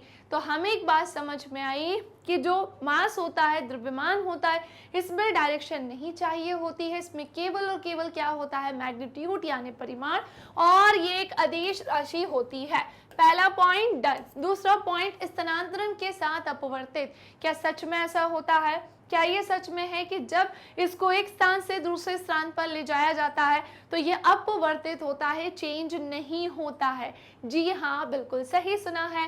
द्रव्यमान वस्तु के स्थान या गति के साथ नहीं बदलता। वेरी वेरी वेरी इंपॉर्टेंट कि जो द्रव्यमान यानी कि मास होता है ना, वो वस्तु के स्थान के साथ या फिर उसकी गति के साथ चेंज नहीं होता है ना। किसी वस्तु का द्रव्यमान पृथ्वी पर भी वही रहेगा और अंतरिक्ष में भी उसका जो द्रव्यमान है जो था वही ही रहेगा।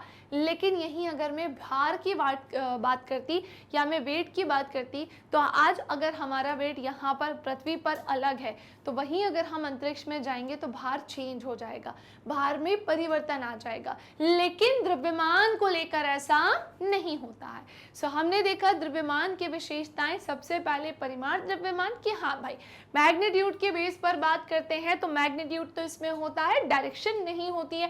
दैट्स वाई ये कौन सी क्वांटिटी होती है, स्केलर होती है। स्थान जैसे जैसे इसका चेंज होता है, ये एक स्थान से दूसरे स्थान पर आता है, एक प्लेस से दूसरे प्लेस पर जाता है, तो हमने देखा कि इसके मास में भी कोई चेंज नहीं होता है। नेक्स्ट आते हैं बल के साथ इसका क्या संबंध है। अब हम देखते हैं कि जो फोर्स है, बल है, इसके साथ इसका क्या रिलेशन होता है। न्यूटन के द्वितीय नियम के अनुसार जो बल है और त्वरण के बीच द्रव्यमान का महत्वपूर्ण संबंध होता है। इस नियम को समीकरण जो कि आपको बताया कि फोर्स बराबर होता है मास मल्टीप्लाई एक्सेलरेशन से यस, इसे हम इस फॉर्म में क्या कर सकते हैं, व्यक्त कर सकते हैं। तो क्या सच में बल का द्रव्यमान से सीधा संबंध होता है? बिल्कुल होता है। देखो भाई, फोर्स इज इक्वल्स टू क्या होता है, मास मल्टीप्लाई एक्सेलरेशन, यानी कि F यहाँ पर किसका काम कर रहा है, सो F यहाँ पर काम कर रहा है बेटा फोर्स यानी कि बल का। M यहाँ किसका काम कर रहा है, सो यस ये काम कर रहा है मास यानी कि द्रव्यमान का। एंड वेरी इंपॉर्टेंट, वहीं अगर एक्सेलरेशन ए की बात करें सो यस ये एक्सेलरेशन हिंदी में जिसे हम कहते हैं त्वरण, और इसका फॉर्मूला भी मैं आपको बता दूं v माइनस यू अपॉन में t होता है। तो अगर हमें किसी भी वस्तु का फोर्स ज्ञात करना है कि किसी भी वस्तु पर अगर कोई बल लगाया जा रहा है या किसी जगह पर किसी चीज पर कोई भी फोर्स लगाया जा रहा है, तो हमें कैसे पता चलेगा कि वो फोर्स कितना लगा है। उस फोर्स को निकालने के लिए ही हमें न्यूटन जी ने गति का दूसरा नियम बताया था। उन्होंने हमें गति का दूसरा नियम बताया, जहां से हमें पता चला कि जो फोर्स है वो बराबर होता है मास मल्टीप्लाई एक्सेलरेशन के। यानी कि यहाँ पर अगर हमें वस्तु का फोर्स निकालना है या किसी ऑब्जेक्ट पर कोई बल लग रहा है तो उसका कोई ऑब्जेक्ट जो है उस पर कितना बल लग रहा है ये पता करना है, तो हमें दो चीजें और पता होनी चाहिए। पहला उस वस्तु का द्रव्यमान और दूसरा उसका एक्सेलरेशन यानी कि त्वरण। अगर ये दो चीजें पता होंगी तो ही हम वहां से क्या फाइंड कर सकते हैं, फोर्स फाइंड कर सकते हैं, त्वरण निकाल फोर्स फाइंड कर सकते हैं यानी कि बल निकाल सकते हैं। दो चीजें डन हो गई यहाँ पर। तो भाई बल के साथ तो यस इसका रिलेशन होता है, संबंध होता है, क्योंकि न्यूटन की गति के दूसरे नियम में हम देखते हैं कि डायरेक्टली इससे क्या है, रिलेटेड है ना। क्योंकि न्यूटन की गति का दूसरा नियम हमें बताता है कि जो फोर्स होता है वो प्रोपोर्शनल होता है संवेग में परिवर्तन की दर के। इसी के साथ पहला नियम हमें बताता है कि भाई अगर कोई ऑब्जेक्ट रेस्ट में है तो वो रेस्ट में ही रहेगा, और अगर वो मोशन में है तो वो मोशन में ही रहेगा, लेकिन कब तक, जब तक उस पर कोई एक्सटर्नल फोर्स अप्लाई नहीं होता, यानी कि उस पर कोई बाह्य बल काम नहीं करता। और गति का तीसरा नियम हमें बताता है बेटा कि हर एक्शन की इक्वल एंड ऑपोजिट क्या होती है, रिएक्शन होती है। ठीक है, सो ये थी कहानी जो मैंने आपको थोड़ी सी बताई कि हाँ भाई ये जो हमारा मास होता है बल के साथ भी इसका रिलेशन है। अब आते हैं हम वजन और द्रव्यमान में थोड़ा सा अंतर जानने के लिए, और फिर मैं आपको इसका महत्व बताऊंगी और थोड़ा सा भार हम अलग से पढ़ेंगे। तो चलो थोड़ा सा हम यहाँ पर इसके डिफरेंस को देखते हैं। द्रव्यमान और वजन एक ही चीज नहीं है, पहले तो ये दिमाग में छाप लो। हालांकि ये अभी थोड़ी देर पहले ही आपको समझ में आ गई होगी कि दोनों सेम चीज नहीं होती है। इसी के साथ द्रव्यमान वस्तु में पदार्थ की मात्रा को दर्शाता है, बिल्कुल, और वजन उस बल को दर्शाता है जो पृथ्वी का गुरुत्वाकर्षण वस्तु पर लगाता है। जैसे कि हम हो गए, जैसे ये वस्तु होगी, तो बस देखा जाए कि मैम ये किसी भी वस्तु का भार मतलब कैसे हम इसे डिफाइन करेंगे। सो भार को आप ऐसे समझोगे, कहाँ गया, हाँ, वजन उस बल को, वजन की बात करें सो बेसिकली ये एक तरीके के फोर्स को बताता है, बल को बताता है जो पृथ्वी का ग्रेविटेशन जो है उस वस्तु पर लगाता है। मुझे एक बात बताओ, ये है अर्थ और कोई पर्सन यहाँ पर खड़ा हुआ है, अर्थ के सरफेस पर ही तो रहते हैं हम, तो हमने देखा कि भाई इसका क्या है, कुछ ना कुछ भार है, लेकिन ये जो भार है किसकी ओर लगेगा, हमेशा ध्यान रखना पृथ्वी की ओर ही लगेगा, पृथ्वी की ओर लगेगा। तो ध्यान रखना कि W इज इक्वल्स टू क्या होता है, इसका फॉर्मूला mg होता है। क्या होता है इसका formula, W is equals to mg, इसका क्या होता है भाई, फॉर्मूला होता है। ठीक है, तो वजन हमने देखा एक अलग चीज है और मास हमने देखा एक अलग चीज होती है, डिफरेंट चीज होती है। अब द्रव्यमान की कोई इंपॉर्टेंस है क्या, क्या सच में द्रव्यमान का कोई महत्व है? जी हाँ बिल्कुल है। तो चलो जानते हैं। द्रव्यमान किसी वस्तु की जड़त्व यानी इसकी इनर्शिया का माप है, अर्थात वे कितनी आसानी से अपनी गति की स्थिति को बदल सकता है। उदाहरण के लिए अधिक द्रव्यमान वाली वस्तु को धकेलना या फिर खींचना मुश्किल हो जाता है, जबकि कम द्रव्यमान वाली वस्तु को धकेलना या खींचना कैसा हो जाता है, आसान हो जाता है। क्यों? क्योंकि यहाँ पर जो बल यानी फोर्स है उतना नहीं लगाना पड़ेगा। फॉर एग्जाम्पल मेरे सामने एक बॉक्स रखा हुआ है, ठीक है, जिसका जो मास है वो 2 न्यूटन है, ठीक है ना, जिसका मास कितना है भाई, 2 न्यूटन है ना। हमने तो ये न्यूटन क्यों लिखा, 2 किलोग्राम लिखो, न्यूटन क्यों लिखोगे।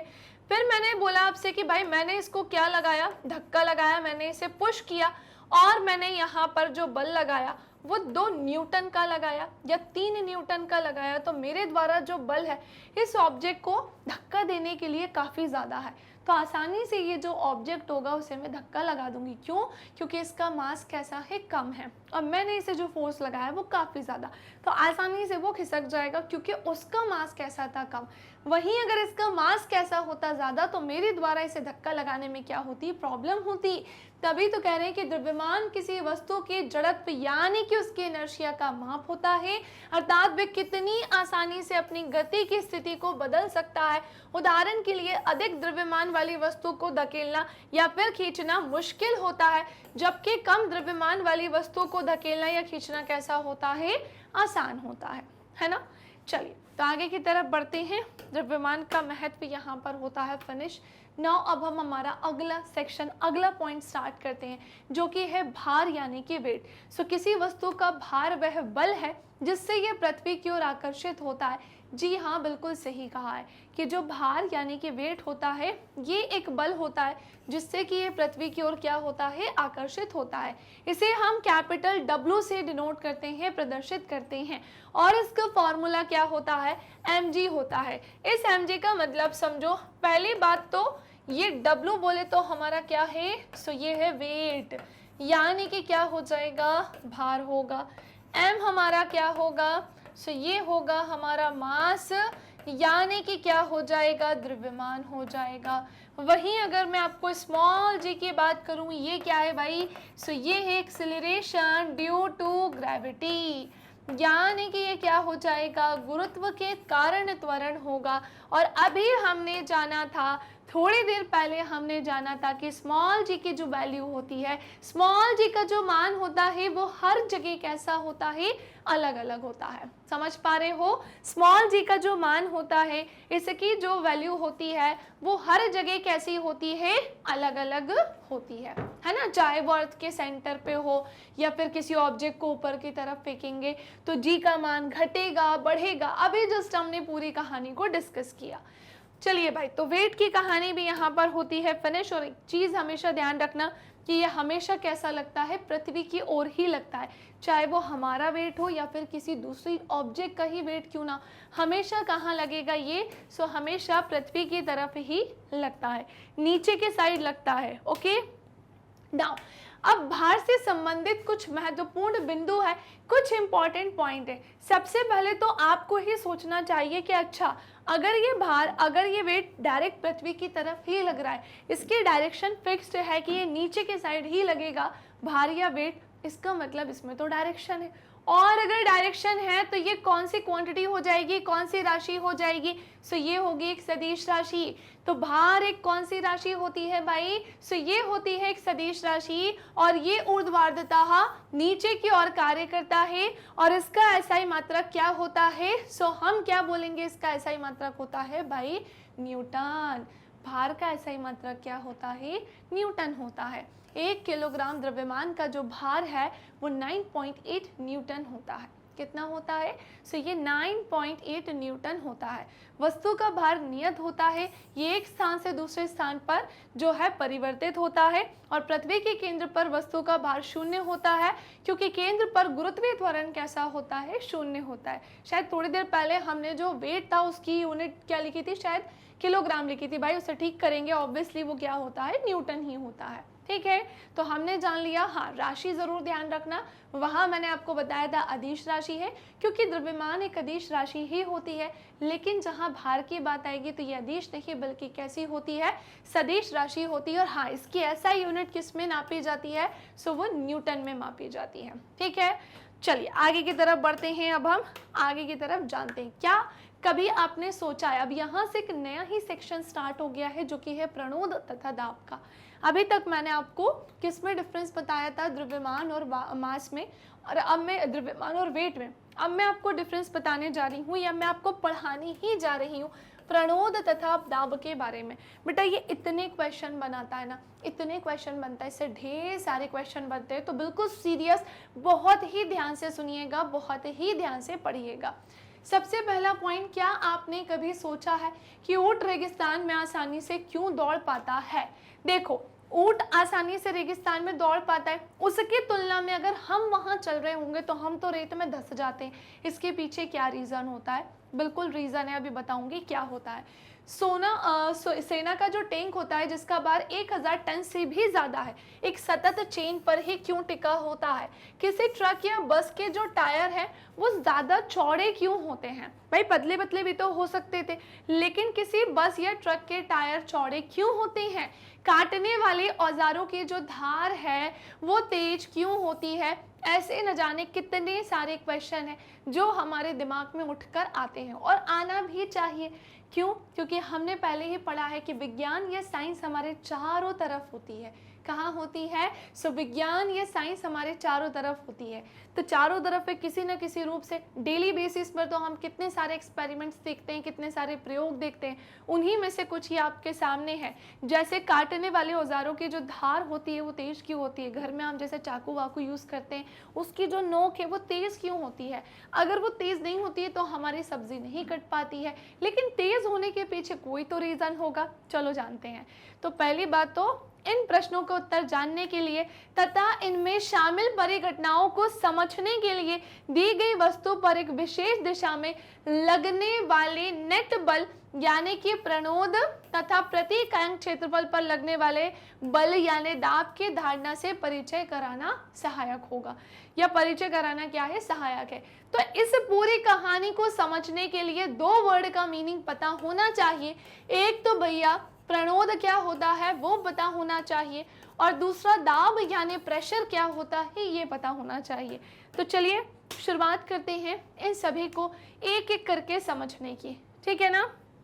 प्रणोद तथा दाब का अर्थ समझने के लिए हमें यहाँ पर कुछ एक्सपेरिमेंट समझने होंगे, और ये एक्सपेरिमेंट्स आपकी हेल्प करेंगे आपको चीज़ें क्लियर करने में। आइए कुछ स्थिति पर विचार करते हैं। जैसे किसी बुलेटिन बोर्ड पर आप एक चार्ट लगाना चाहते हैं, है ना। तो ये एक बुलेटिन बोर्ड है भाई, इस पे आप कोई भी XYZ चार्ट लगाना चाहते हैं।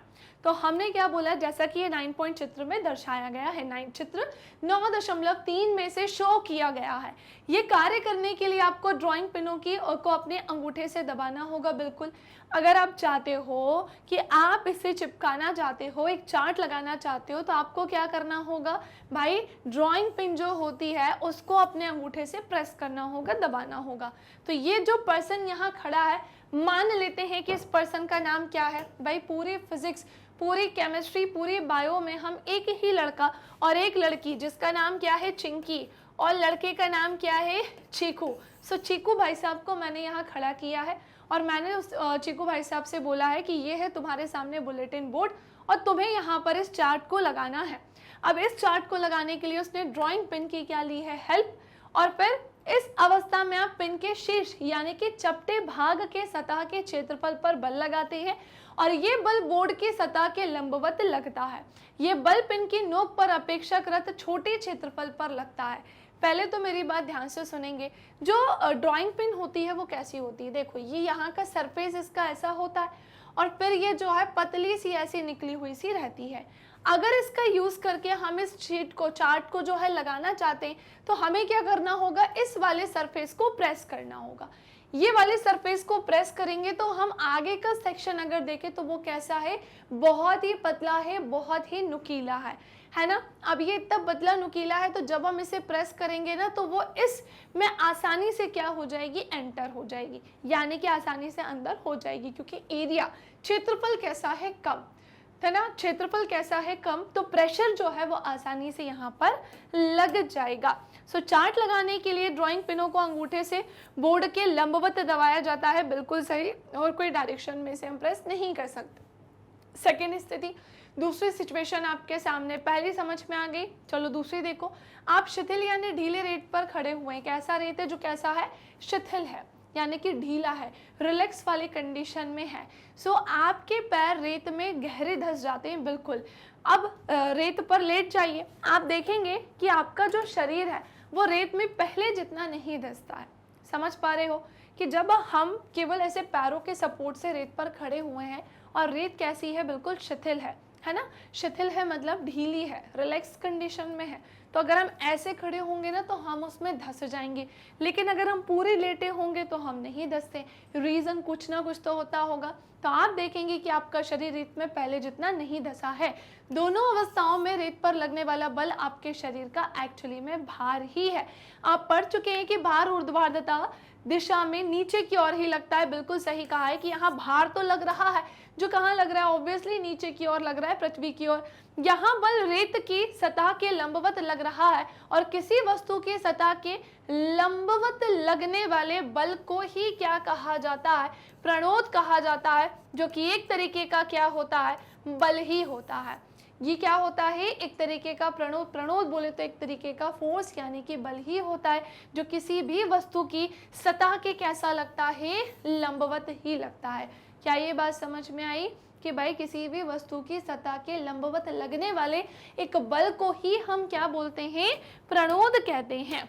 ओके, चलो अब इसे हम थोड़ा और समझते हैं, इसके आगे की कहानी को जानते हैं। सो किसी पृष्ठ पर लगने वाले प्रणोद का मान उस पृष्ठ के क्षेत्रफल पर निर्भर करता है। प्रणोद यानी कि बल अगर लंबवत लग रहा है ना, तो वहाँ उस चीज़ के सरफेस पर, उसके एरिया पर, सतह के क्षेत्रफल पर, एरिया पर भी ये क्या करता है, डिपेंड करता है। भाई एरिया ज़्यादा है या कम है, उसी के अनुसार वहाँ पर बल लगाया जाएगा। सो किसी पृष्ठ पर लगने वाले प्रणोद का जो मान होता है उस पृष्ठ के क्षेत्रफल पर निर्भर करता है। तो बेसिकली प्रणोद का मात्रक जो है वो बल के समान ही होता है, क्योंकि प्रणोद बोले तो एक तरीके का बल ही है। अर्थात प्रणोद का ऐसा ही मात्रक भी न्यूटन ही होता है। और ये एक कौन सी राशि है, सदिश राशि है। मैम ये प्रणोद सदिश राशि क्यों है, ये क्यों एक सदिश राशि है, क्योंकि इसके होने के पीछे एक रीज़न है। इसके लिए डायरेक्शन की ज़रूरत है। अगर इसमें डायरेक्शन यानी कि दिशा की आवश्यकता है, या दिशा लगती ही है, दिशा होनी ही चाहिए, जो कि आपको पता है कि ये एक ऐसा बल होता है, प्रणोद एक ऐसा बल है जो किसी सतह के लंबवत ही लगता है, यानी इसमें डायरेक्शन है। इसीलिए ये कौन सी क्वांटिटी है, इसीलिए कौन सी राशि है, सदिश राशि है। प्रत्येकांक क्षेत्रफल पर फिर लगने वाले प्रणोद को क्या कहते हैं, दाब कहते हैं। तो हमने देखा कि ठीक है, हमें पता चल गया कि ये जो प्रणोद है वो एक तरीके का क्या होता है, बल होता है ना। और हमने देखा कि इनके लिए प्रेशर भी तो चाहिए होता है। भाई किसी वस्तु पर आप प्रेशर यानी कि दाब भी तो लगाओगे। सो दाब क्या होता है, कोई इकाई क्षेत्रफल होगा, एकांक क्षेत्रफल होगा, जिस पर क्या लगाया जाएगा, बल।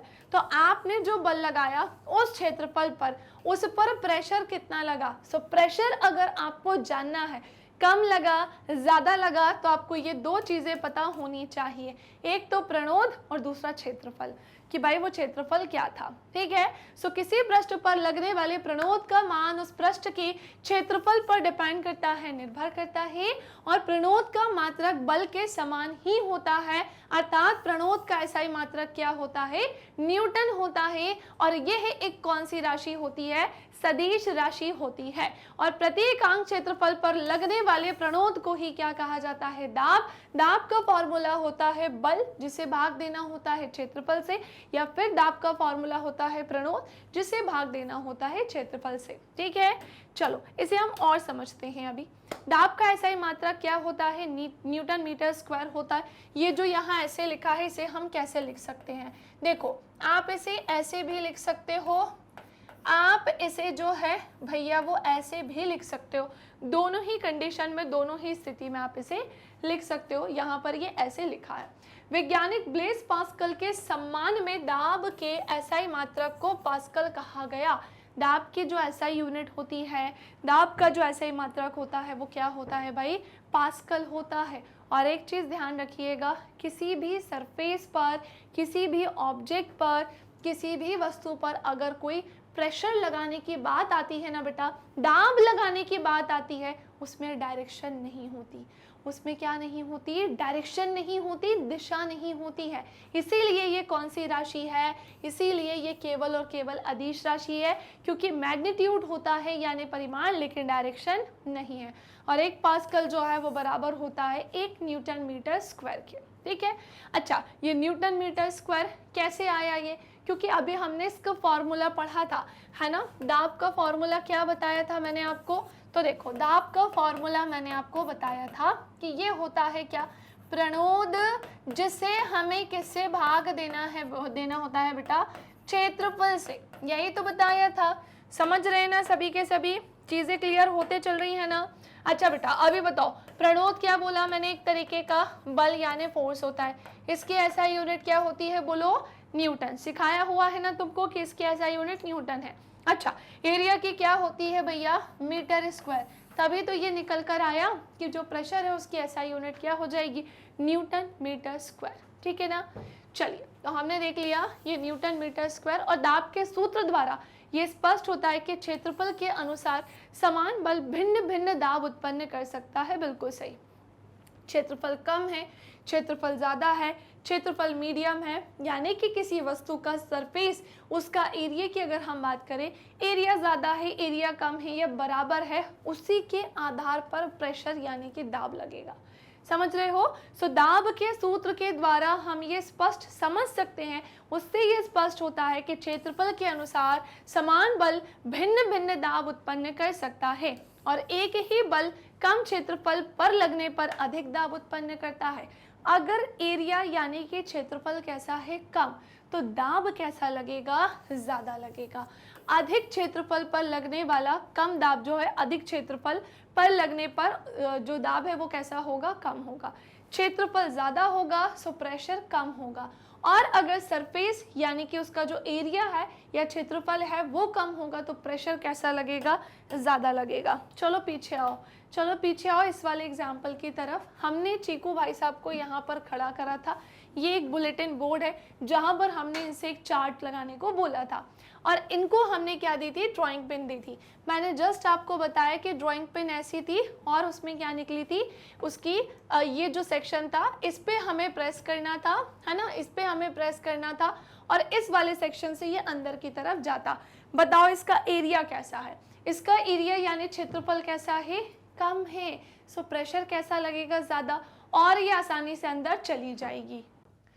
तो आपने देख लिया ना, हमने क्या जाना अभी, हमने ये जाना कि भाई अगर एरिया कैसा होगा, कम होगा, सो प्रेशर कैसा लगेगा, ज़्यादा, जैसा कि यहाँ पर लग रहा है, और इजीली इसे प्रेस करने पर जो है वो ड्राइंग पेन अंदर की तरफ चली जाएगी और ये हमारा जो चार्ट था इजीली लग जाएगा। अब हमारा प्रेशर अगर हमारा एरिया जो है, हम ऐसे खड़े हुए हैं ना, तो हम इजीली जो है रेत के अंदर चले जाते हैं। क्यों, क्योंकि एरिया कैसा है, कम, सो प्रेशर कैसा लगा, ज़्यादा, तो हम अंदर के साइड चले गए। और वही अगर हम पूरा लेट जाते हैं उस रेत पर तो हमारा एरिया कैसा हो गया, काफ़ी ज़्यादा हो गया, और प्रेशर कैसा लगेगा, कम, जिसके कारण हम अंदर नहीं जा पाएंगे। तो उम्मीद करती हूँ कि आपको ये पूरी कहानी अच्छे से क्लियर हो गई होगी, अच्छे से समझ में आ गई होगी। अब इसी चीज़ से रिलेटेड, हमारे प्रेशर से रिलेटेड, या फिर मैं ऐसा कह सकती हूँ एरिया से रिलेटेड, प्रणोद से रिलेटेड, बेसिकली तो प्रेशर से ही रिलेटेड, क्योंकि दाब के दैनिक जीवन में कुछ अनुप्रयोग है जिसे अभी मैं आपको बताने जा रही हूँ। अगर एग्जाम में ये आ जाए ना दाब या प्रेशर के बारे में, तो एटलीस्ट आप ये सारी चीज़ें वहाँ पर क्या कर सको, मेंशन कर सको। तो चलो इसकी शुरुआत करते हैं, कुछ एग्जाम्पल्स मैं आपको बताती हूँ। जैसे सबसे पहला, बैग या सूटकेस के जो हत्थे होते हैं ना, वो चौड़े बनाए जाते हैं जिससे हाथों पर दाब कैसा लगे, कम लगे।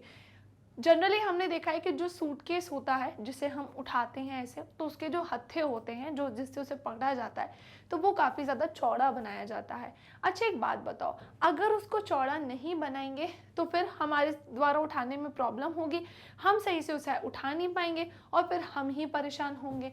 तो यस, बैग तथा सूटकेस के जो हत्थे हैं वो चौड़े बनाए जाते हैं जिससे हाथों पर प्रेशर कैसा लगता है, कम लगता है, क्योंकि एरिया कैसा है, ज़्यादा, सो प्रेशर कैसा लगेगा, कम। और अगर एरिया कैसा होता, कम, तो प्रेशर कैसा लगता, ज़्यादा। तो हमें एक्चुअली में यहाँ पर तो प्रेशर कैसा कम लगवाना है, कम, क्योंकि यहाँ पर एरिया कैसा है, ज़्यादा है, और एरिया अगर कम होता तो हमारी हालत हो जाती खराब। सो एरिया है ज़्यादा, सो प्रेशर कैसा लगेगा, कम। नेक्स्ट आते हैं, भवनों की जो नींव है वो चौड़ी बनाई जाती है जिसके कारण धरातल पर दाब कैसा लगता है, कम लगता है। अगेन यहाँ पर इसकी नींव कैसी है, चौड़ी है, यानी एरिया कैसा है, ज़्यादा, सो प्रेशर कैसा लगेगा, कम। समझ पा रहे हो कि नहीं समझ पा रहे हो। रेल की पटरियां सीमेंट या लोहे के तख्तों पर बनाई जाती हैं जिसके द्वारा रेलगाड़ी द्वारा प्रदत्त दाब बड़े क्षेत्रफल में फैल जाते हैं और जो प्रेशर है वो घट जाता है। अगेन एरिया ज़्यादा है, प्रेशर घटेगा, और सुई, ऑलपेन आदि आगे से तीखी यानी कि नुकीली बनाई जाती हैं, है ना। तीखी बोल दें या फिर कैसे बोल सकते हैं, नुकीली, पॉइंटेड बोल सकते हैं। सो सुई जो होती हैं, ऑलपिन जो होती हैं आदि आगे से नुकीली बनाई जाती हैं, जिसके कारण क्षेत्रफल कैसा हो जाता है, कम होता है। अच्छा एक बात बताओ, इसका क्षेत्रफल कैसा है, सो इसका क्षेत्रफल है कम। सो प्रेशर कैसा लगेगा, ज्यादा लगेगा। समझ पाए कि नहीं समझ पाए। सुइयां, ऑलपेन आदि आगे से तीखी बनाई जाती हैं, जिसके कारण क्षेत्रफल कम हो जाता है और ऑब्वियसली दाब कैसा हो जाता है, बढ़ जाता है, यानी कि इंक्रीज हो जाता है। काटने की मशीनें आगे से नुकीली बनाई जाती हैं, जिससे क्षेत्रफल उसका कम होगा और जिसके कारण दाब कम लगाने पर भी अधिक प्रेशर लगेगा। क्या बोला है, क्षेत्रफल कैसा होगा, कम, और दाब कम लगाने पर भी प्रेशर कैसा होगा, ज्यादा ही होगा, क्योंकि एरिया कम तो प्रेशर ज्यादा होता है। व्यक्ति के खड़े रहने की तुलना चलने में धरातल पर ज्यादा दाब लगता है। बिल्कुल सही कहा है, क्योंकि जब व्यक्ति खड़ा होता है तो व्यक्ति के चलते समय पृथ्वी के संपर्क में क्षेत्रफल कम होता है ना। और पिक्चर अभी बाकी है मेरे दोस्त। किसी व्यक्ति द्वारा गद्दे पर, कुशन पर खड़े होने पर गद्दा अधिक दबता है अपेक्षाकृत जब वह व्यक्ति गद्दे पर लेटता है, क्योंकि लेटने की अवस्था में क्षेत्रफल अधिक होता है तो दाब कैसा लगेगा, कम लगेगा। अगर हम गद्दे पर, देखो भाई गद्दा कैसा होता है बेटा, काफी ज्यादा सॉफ्ट होता है ना। अगर हम ऐसे खड़े हैं तो ऑब्वियसली एरिया कैसा है, अभी कम है, सो प्रेशर ज्यादा लगेगा। एरिया कम है, प्रेशर ज्यादा, इजीली अंदर चले जाएंगे।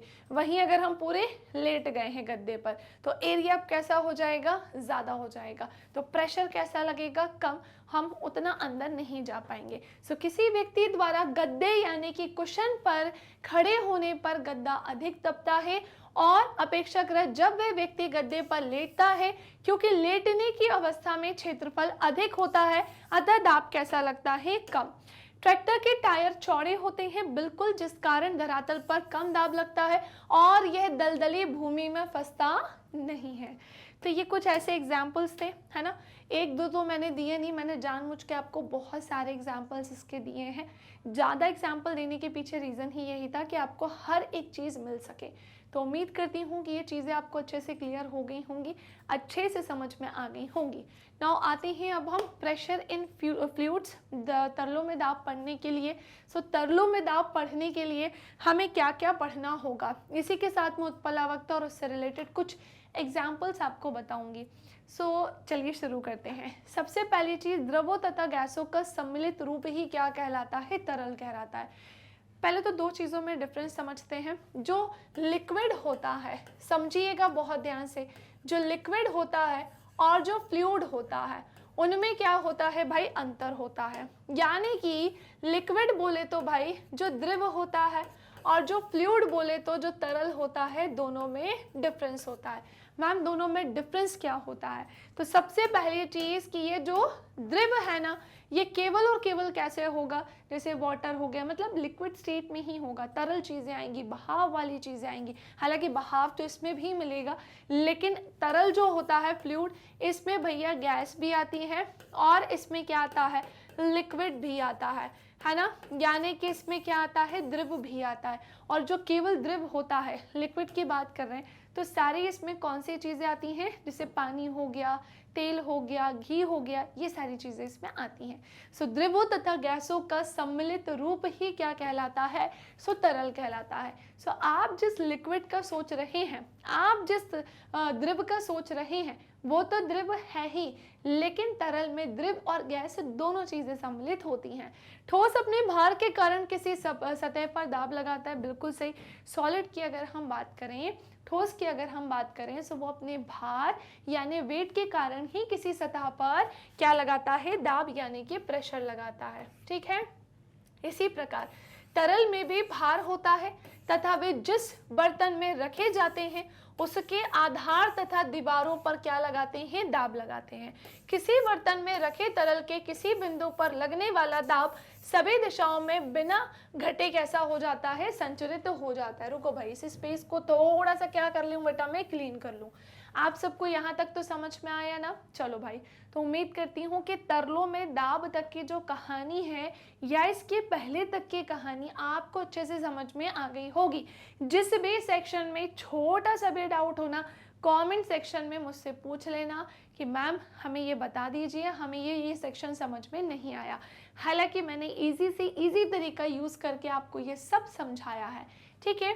सो तरल में भी भार होता है क्या? सच में तरल में भी भार होता है, चाहे वो द्रव हो, गैस हो, इनका मिला जुला रूप होता है, वही तरल कहलाता है। सो फ्लूइड में भी वेट होता है क्या? तथा वे जिस बर्तन में रखे जाते हैं उसका आधार तथा दीवारों पर दाब लगाते हैं। किसी बर्तन में रखे तरल के किसी बिंदु पर लगने वाला जो दाब होता है वो सभी दिशाओं में बिना घटे कैसा होता है? संचरित तो होता रहता है, इधर उधर होता रहता है। समझ पाए? इसी के साथ अब आते हैं हम उत्प्लावकता की तरफ। उत्प्लावकता को अब हम जानते हैं, वेरी वेरी वेरी इंपॉर्टेंट है ना।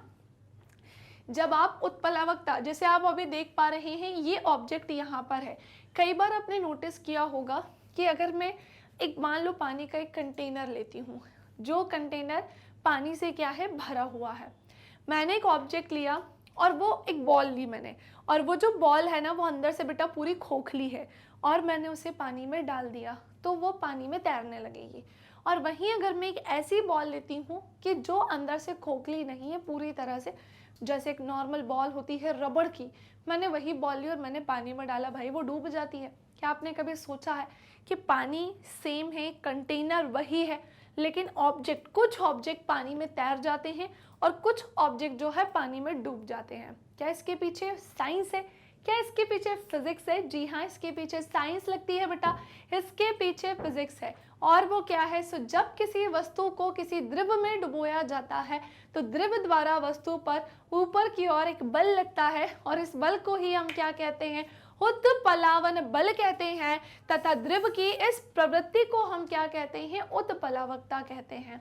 तो मैं आपको सिंपली ये बताना चाह रही हूं कि भाई देखो, हमने लिया एक कंटेनर, समझना, हमने लिया एक कंटेनर और ये पानी से क्या है? ऐसे भरा हुआ है। रुक जाओ, पानी भर लेने तो मुझे इसमें अच्छे से, है ना।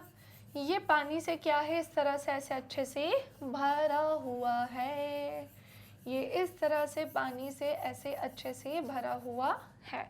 अब मैंने आपसे क्या बोला कि मैंने ली है एक बॉल, ये बॉल जो है अंदर से कैसी है? खोखली है, और ये पानी में क्या कर रही है भाई? तैर रही है। तो क्वेश्चन ये उठता है कि मैम डूबने वाली कहानी तो हम जानेंगे ही, लेकिन पहले तो ये बताइए पानी में तैर क्यों रही है? सबसे पहली बात कि इसका जो घनत्व होगा इस पानी के घनत्व से कैसा होगा? ऑब्वियसली कम होगा। इसकी जो डेंसिटी होगी इसकी डेंसिटी से कैसी होगी? कम होगी, जिसके कारण पानी भी अपनी तरफ से क्या देता है? इसे एक बल देता है ना। पानी भी अपनी तरफ से एक बल देता है, और उस बल या फोर्स को ही हम क्या बोलते हैं? सो वो होता है उत्प्लावन बल। कौन सा बल होता है? सो उस बल या उस फोर्स को हम क्या कहते हैं? सो वो बल कहलाता है उत्प्लावन बल। और उत्प्लावन के बल के द्वारा ही ये जो ऑब्जेक्ट होता है पानी के सरफेस पर, सतह पर इस प्रकार से तैरने लगता है। समझ पाए कि नहीं? और इस पूरी प्रवृत्ति को, द्रव की इस प्रवृत्ति को ही हम उत्प्लावकता के नाम से जानते हैं। सो उत्प्लावन बल के कारण ही द्रव में भारी वस्तु जो होती है वो हल्की प्रतीत होती है। बिल्कुल सही कहा है कि यही एक ऐसा बल होता है जहां भारी वस्तु हल्की प्रतीत होती है, और फिर जैसे जैसे किसी वस्तु को द्रव में डुबोया जाता है तो वो उस वस्तु पर लगने वाले उत्प्लावन बल का मान बढ़ जाता है, और उत्प्लावन बल का परिमाण तरल के घनत्व पर भी निर्भर करता है। बिल्कुल सही कहा है, ठीक है ना, बिल्कुल सही कहा है। जैसे उदाहरण के लिए भाई वाटर के सरफेस पर उपस्थित कॉर्क में टुकड़े पर और जब बल लगाया जाता है ना, कॉर्क के टुकड़े पर जब बल लगाया जाता है ना, तो कॉर्क का जो टुकड़ा है वो शीघ्रता से सतह पर आ जाता है। ये कॉर्क उत्प्लावन बल के कारण ऊपर आ जाता है। अब यहाँ क्या बोल रहे हैं? जैसे उन्होंने अगेन एक कंटेनर लिया जैसे पानी का, जिसमें क्या भरा है भाई? पानी भरा हुआ है ना। कॉर्क का टुकड़ा समझ रहे हो, जैसे लकड़ी का जो कॉर्क का टुकड़ा होता है उसकी बात चल रही है। तो कहा जा रहा है कि हमने इस पानी का जो कंटेनर था इसमें क्या डाला है? कॉर्क का टुकड़ा। आपको बताइए जो कॉर्क का टुकड़ा है, कॉर्क जैसा ही बनाते हैं इसको। अब हम जैसे ही इसे पानी में डालेंगे, मान लेते हैं कि ये क्या है, उस कॉर्क का टुकड़ा है, मान लेते हैं कि ये क्या है, उस कॉर्क का टुकड़ा है, ये कॉर्क है।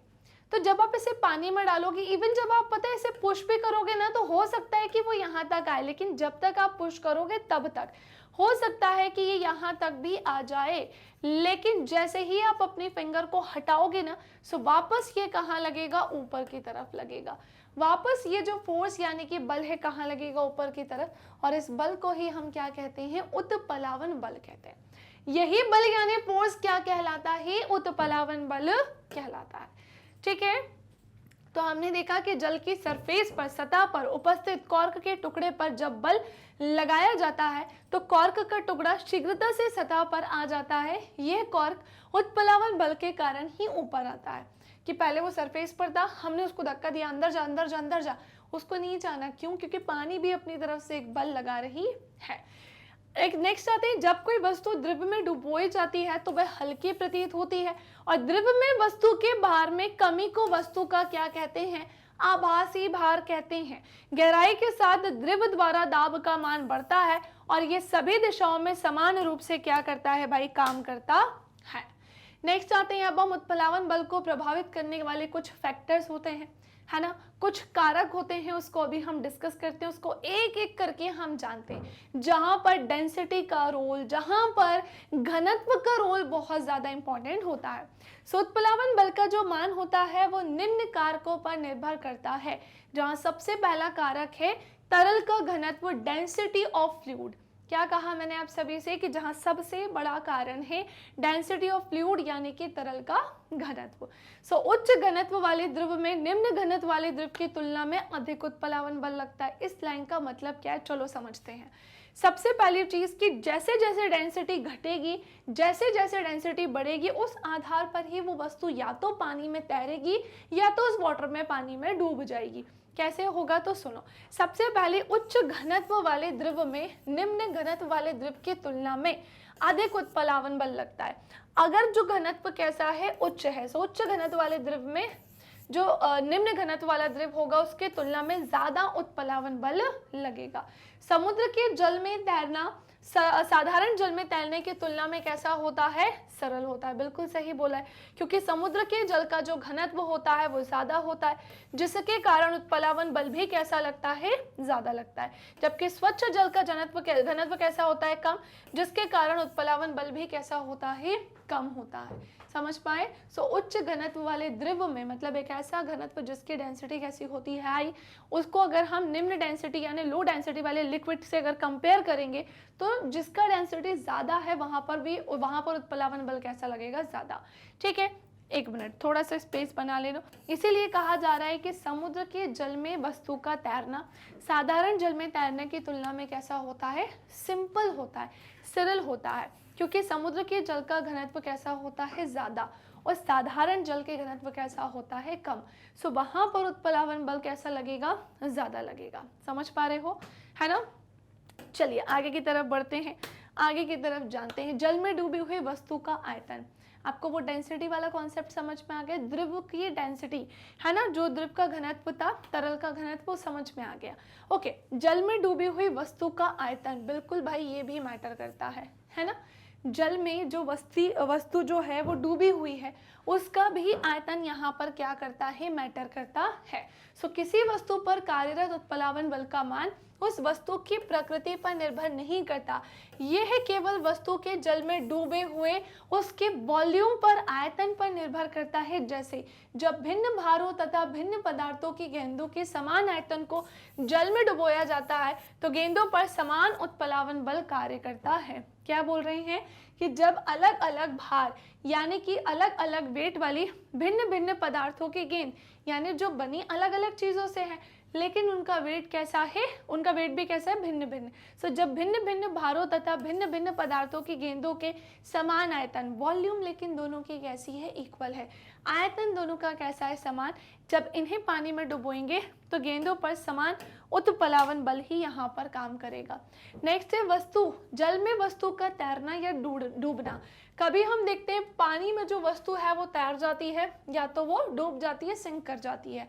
सो जब किसी वस्तु को जल में डुबोया जाता है ना बेटा, तो दो ही दाब उस पर लगेंगे, एक तो वस्तु के भार के कारण और दूसरा एक तो उत्प्लावन बल लगेगा।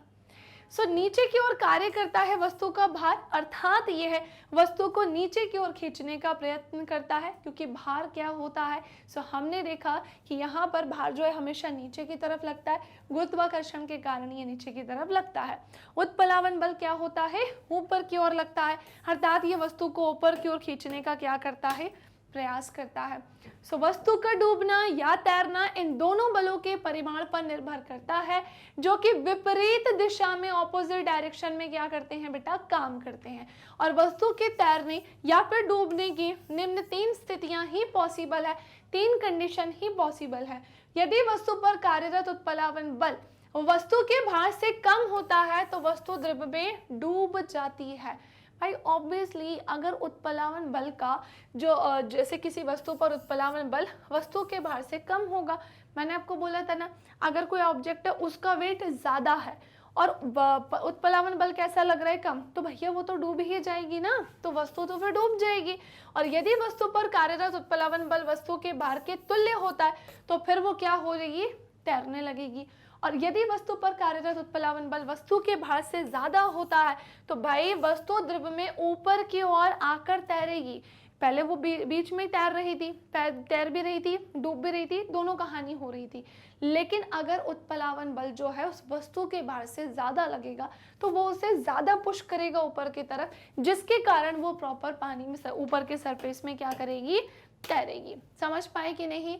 नेक्स्ट आते हैं डेंसिटी यानी कि घनत्व के लिए, इसके बारे में जानने के लिए। देखो ये रही वो 2 कहानी, एक में जो ऑब्जेक्ट है वो क्या हो रहा है भाई, उसको देखेंगे तो देखने में तो कितना छोटा है, लेकिन ये उसी पानी में डूब रहा है।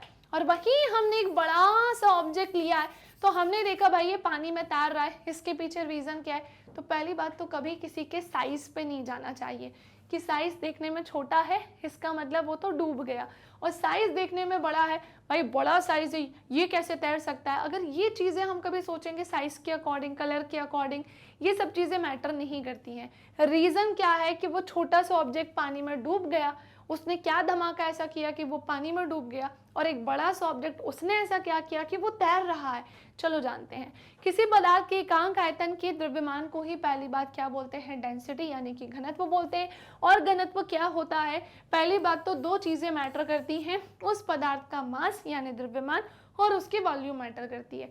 अगर आपको द्रव्यमान और उसका आयतन पता है तो फिर आप क्या निकाल सकते हैं, उसकी डेंसिटी। घनत्व का जो एसआई मात्रक होता है किलोग्राम प्रति मीटर क्यूब होता है।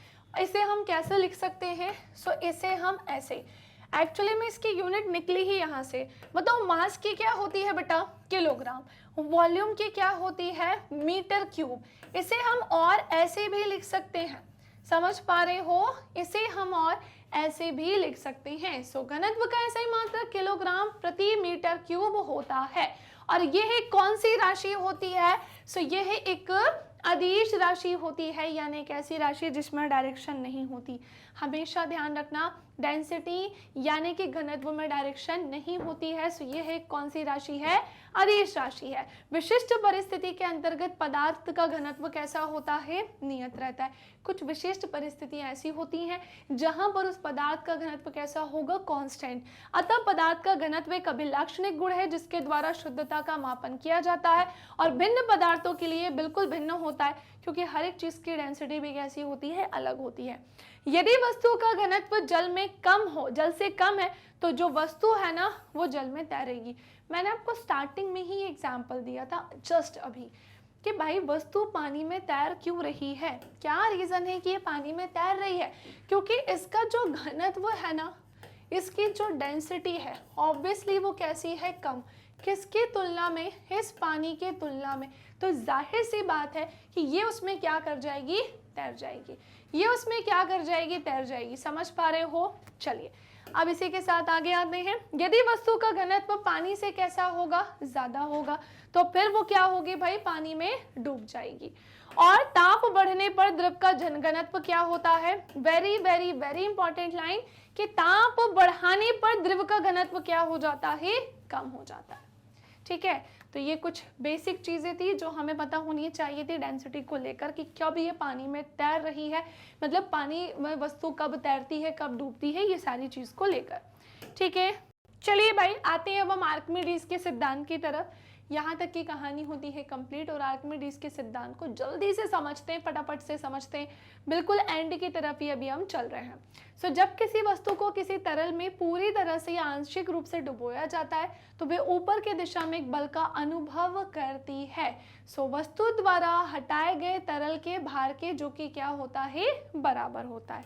सो मैंने आपसे पहले तो ये चीज़ समझो, इसका मतलब क्या है, आर्किमिडीज का सिद्धांत हमें ये बताता है कि जैसे इसमें क्या भरा है भाई, पूरा अच्छे से जो है पानी भरा हुआ है। ठीक है, ये इसमें क्या भरा हुआ है, सो इसमें भरा हुआ है पानी, और ये जो पानी है मान लेते हैं कि मैंने यहाँ पर इस पर छोटा सा क्या करके रखा है, एक होल करके रखा है। ठीक है, और यहाँ पर भी साइड में मैंने क्या रख दिया है, कंटेनर रख दिया है। अब ऑब्वियसली इसका जो पानी है वो किस में आएगा, इस वाले में आएगा, है ना। ऑब्वियसली इसका जो पानी है वो इस वाले में आएगा। तो देखो होता क्या है कि अगर मैं कोई ऑब्जेक्ट लेती हूँ, है ना, अगर मैं कोई ऑब्जेक्ट लेती हूँ और मैं उसको इस पानी में डालती हूँ, तो जैसे ही ये पानी में जाएगा ना, तो पानी भी क्या करेगा, अपनी तरफ से एक बल लगाएगा, और इससे जो पानी है वो बाहर की तरफ निकलेगा, है ना। मान लेते हैं कि वो इससे पानी यहाँ पर आ गया। तो आर्किमिडीज का सिद्धांत कहता है कि जब किसी वस्तु को किसी तरल में पूरी तरह से या फिर आंशिक रूप से, या तो पूरी तरह से डुबोया जाएगा या तो आंशिक रूप से डुबोया जाता है, तो वह ऊपर की दिशा में एक बल का अनुभव करती है जो वस्तु द्वारा हटाए गए, जैसे इस वस्तु को द्वारा, तो इसके द्वारा हटाए गए तरल के भार के क्या होता है, बराबर। ये सिद्धांत हमें किसने दिया था, आर्किमिडीज ने दिया था। लास्ट कहानी को जानते हैं। आर्किमिडीज के सिद्धांत के बहुत से अनुप्रयोग है, ये जलयानों, पनडुब्बियों के डिजाइनों बनाने में काम आता है। दुग्ध मापी, जो दूध को किसी नमूने की शुद्धता की जांच करने के लिए प्रयुक्त होते हैं, तथा हाइड्रोमीटर, जो द्रवों को घनत्व मापने के लिए प्रयुक्त होते हैं, ये पूरी तरह से इन्हीं सिद्धांतों पर क्या है भाई, आधारित है। एंड सबसे लास्ट में आते हैं आर्किमिडीज के बारे में ही जानने के लिए थोड़ी सी कहानी इसके लिए इनको लेकर जानते हैं। ये ग्रीक वैज्ञानिक थे। आर्किमिडीज कौन थे, सो ये ग्रीक वैज्ञानिक थे। उन्होंने एक सिद्धांत की खोज की जो उन्हीं के नाम से विख्यात है। यह सिद्धांत उन्होंने ये देखने के बाद खोजा था कि नहाने के टब आर्किमिडीज में घुसने पर पानी जो है बाहर निकलता है, बाहर लगता है। वे सड़कों पर यूरेका चिल्लाते हुए भागे, जिसका मतलब है मैंने पा लिया है। इस ज्ञान का उपयोग उन्होंने राजा के मुकुट के उपयोग हुए सोने की शुद्धता को मापने के लिए किया था, और उनके यांत्रिकी तथा ज्यामिति में किए गए कार्यों ने उन्हें कई प्रसिद्धि दिलाई, और उत्तोलक, घिरनी तथा पहिया और धुरी के विषय में उनके ज्ञान ने ग्रीक को रोमन सेना के विरुद्ध लड़ाई के में भी बहुत सहायता की, बहुत हेल्प की। दैट्स इट, यही थी कहानी। और यहाँ पर फाइनली फिनिश होता है इसका कंप्लीट चैप्टर रिवीजन।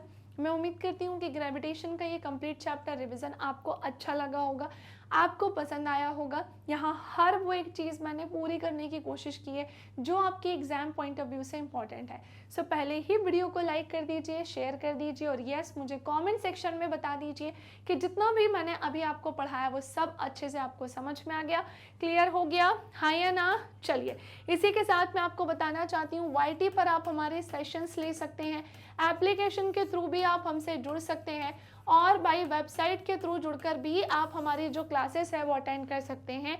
बाकी Facebook, Instagram, Twitter, Telegram, WhatsApp, ये ही मैग्नेट ब्रेन्स के कुछ अदर प्लेटफॉर्म्स। ई नोट्स और ई बुक की लिंक आपको मिल जाएगी नीचे डिस्क्रिप्शन बॉक्स में। और ये है हमारे हिंदी इंग्लिश मीडियम के टॉप कोर्सेज, जहाँ CBSE board, Delhi board, Bihar board, UP board, MP board, Rajasthan board, Vedic maths, crash course, spoken English, ये सारी ही चीज़ें करवाते हैं हम कवर। तो मिलेंगे अब हम हमारे नेक्स्ट सेशन में, तब तक के लिए bye bye, take care, thank you class.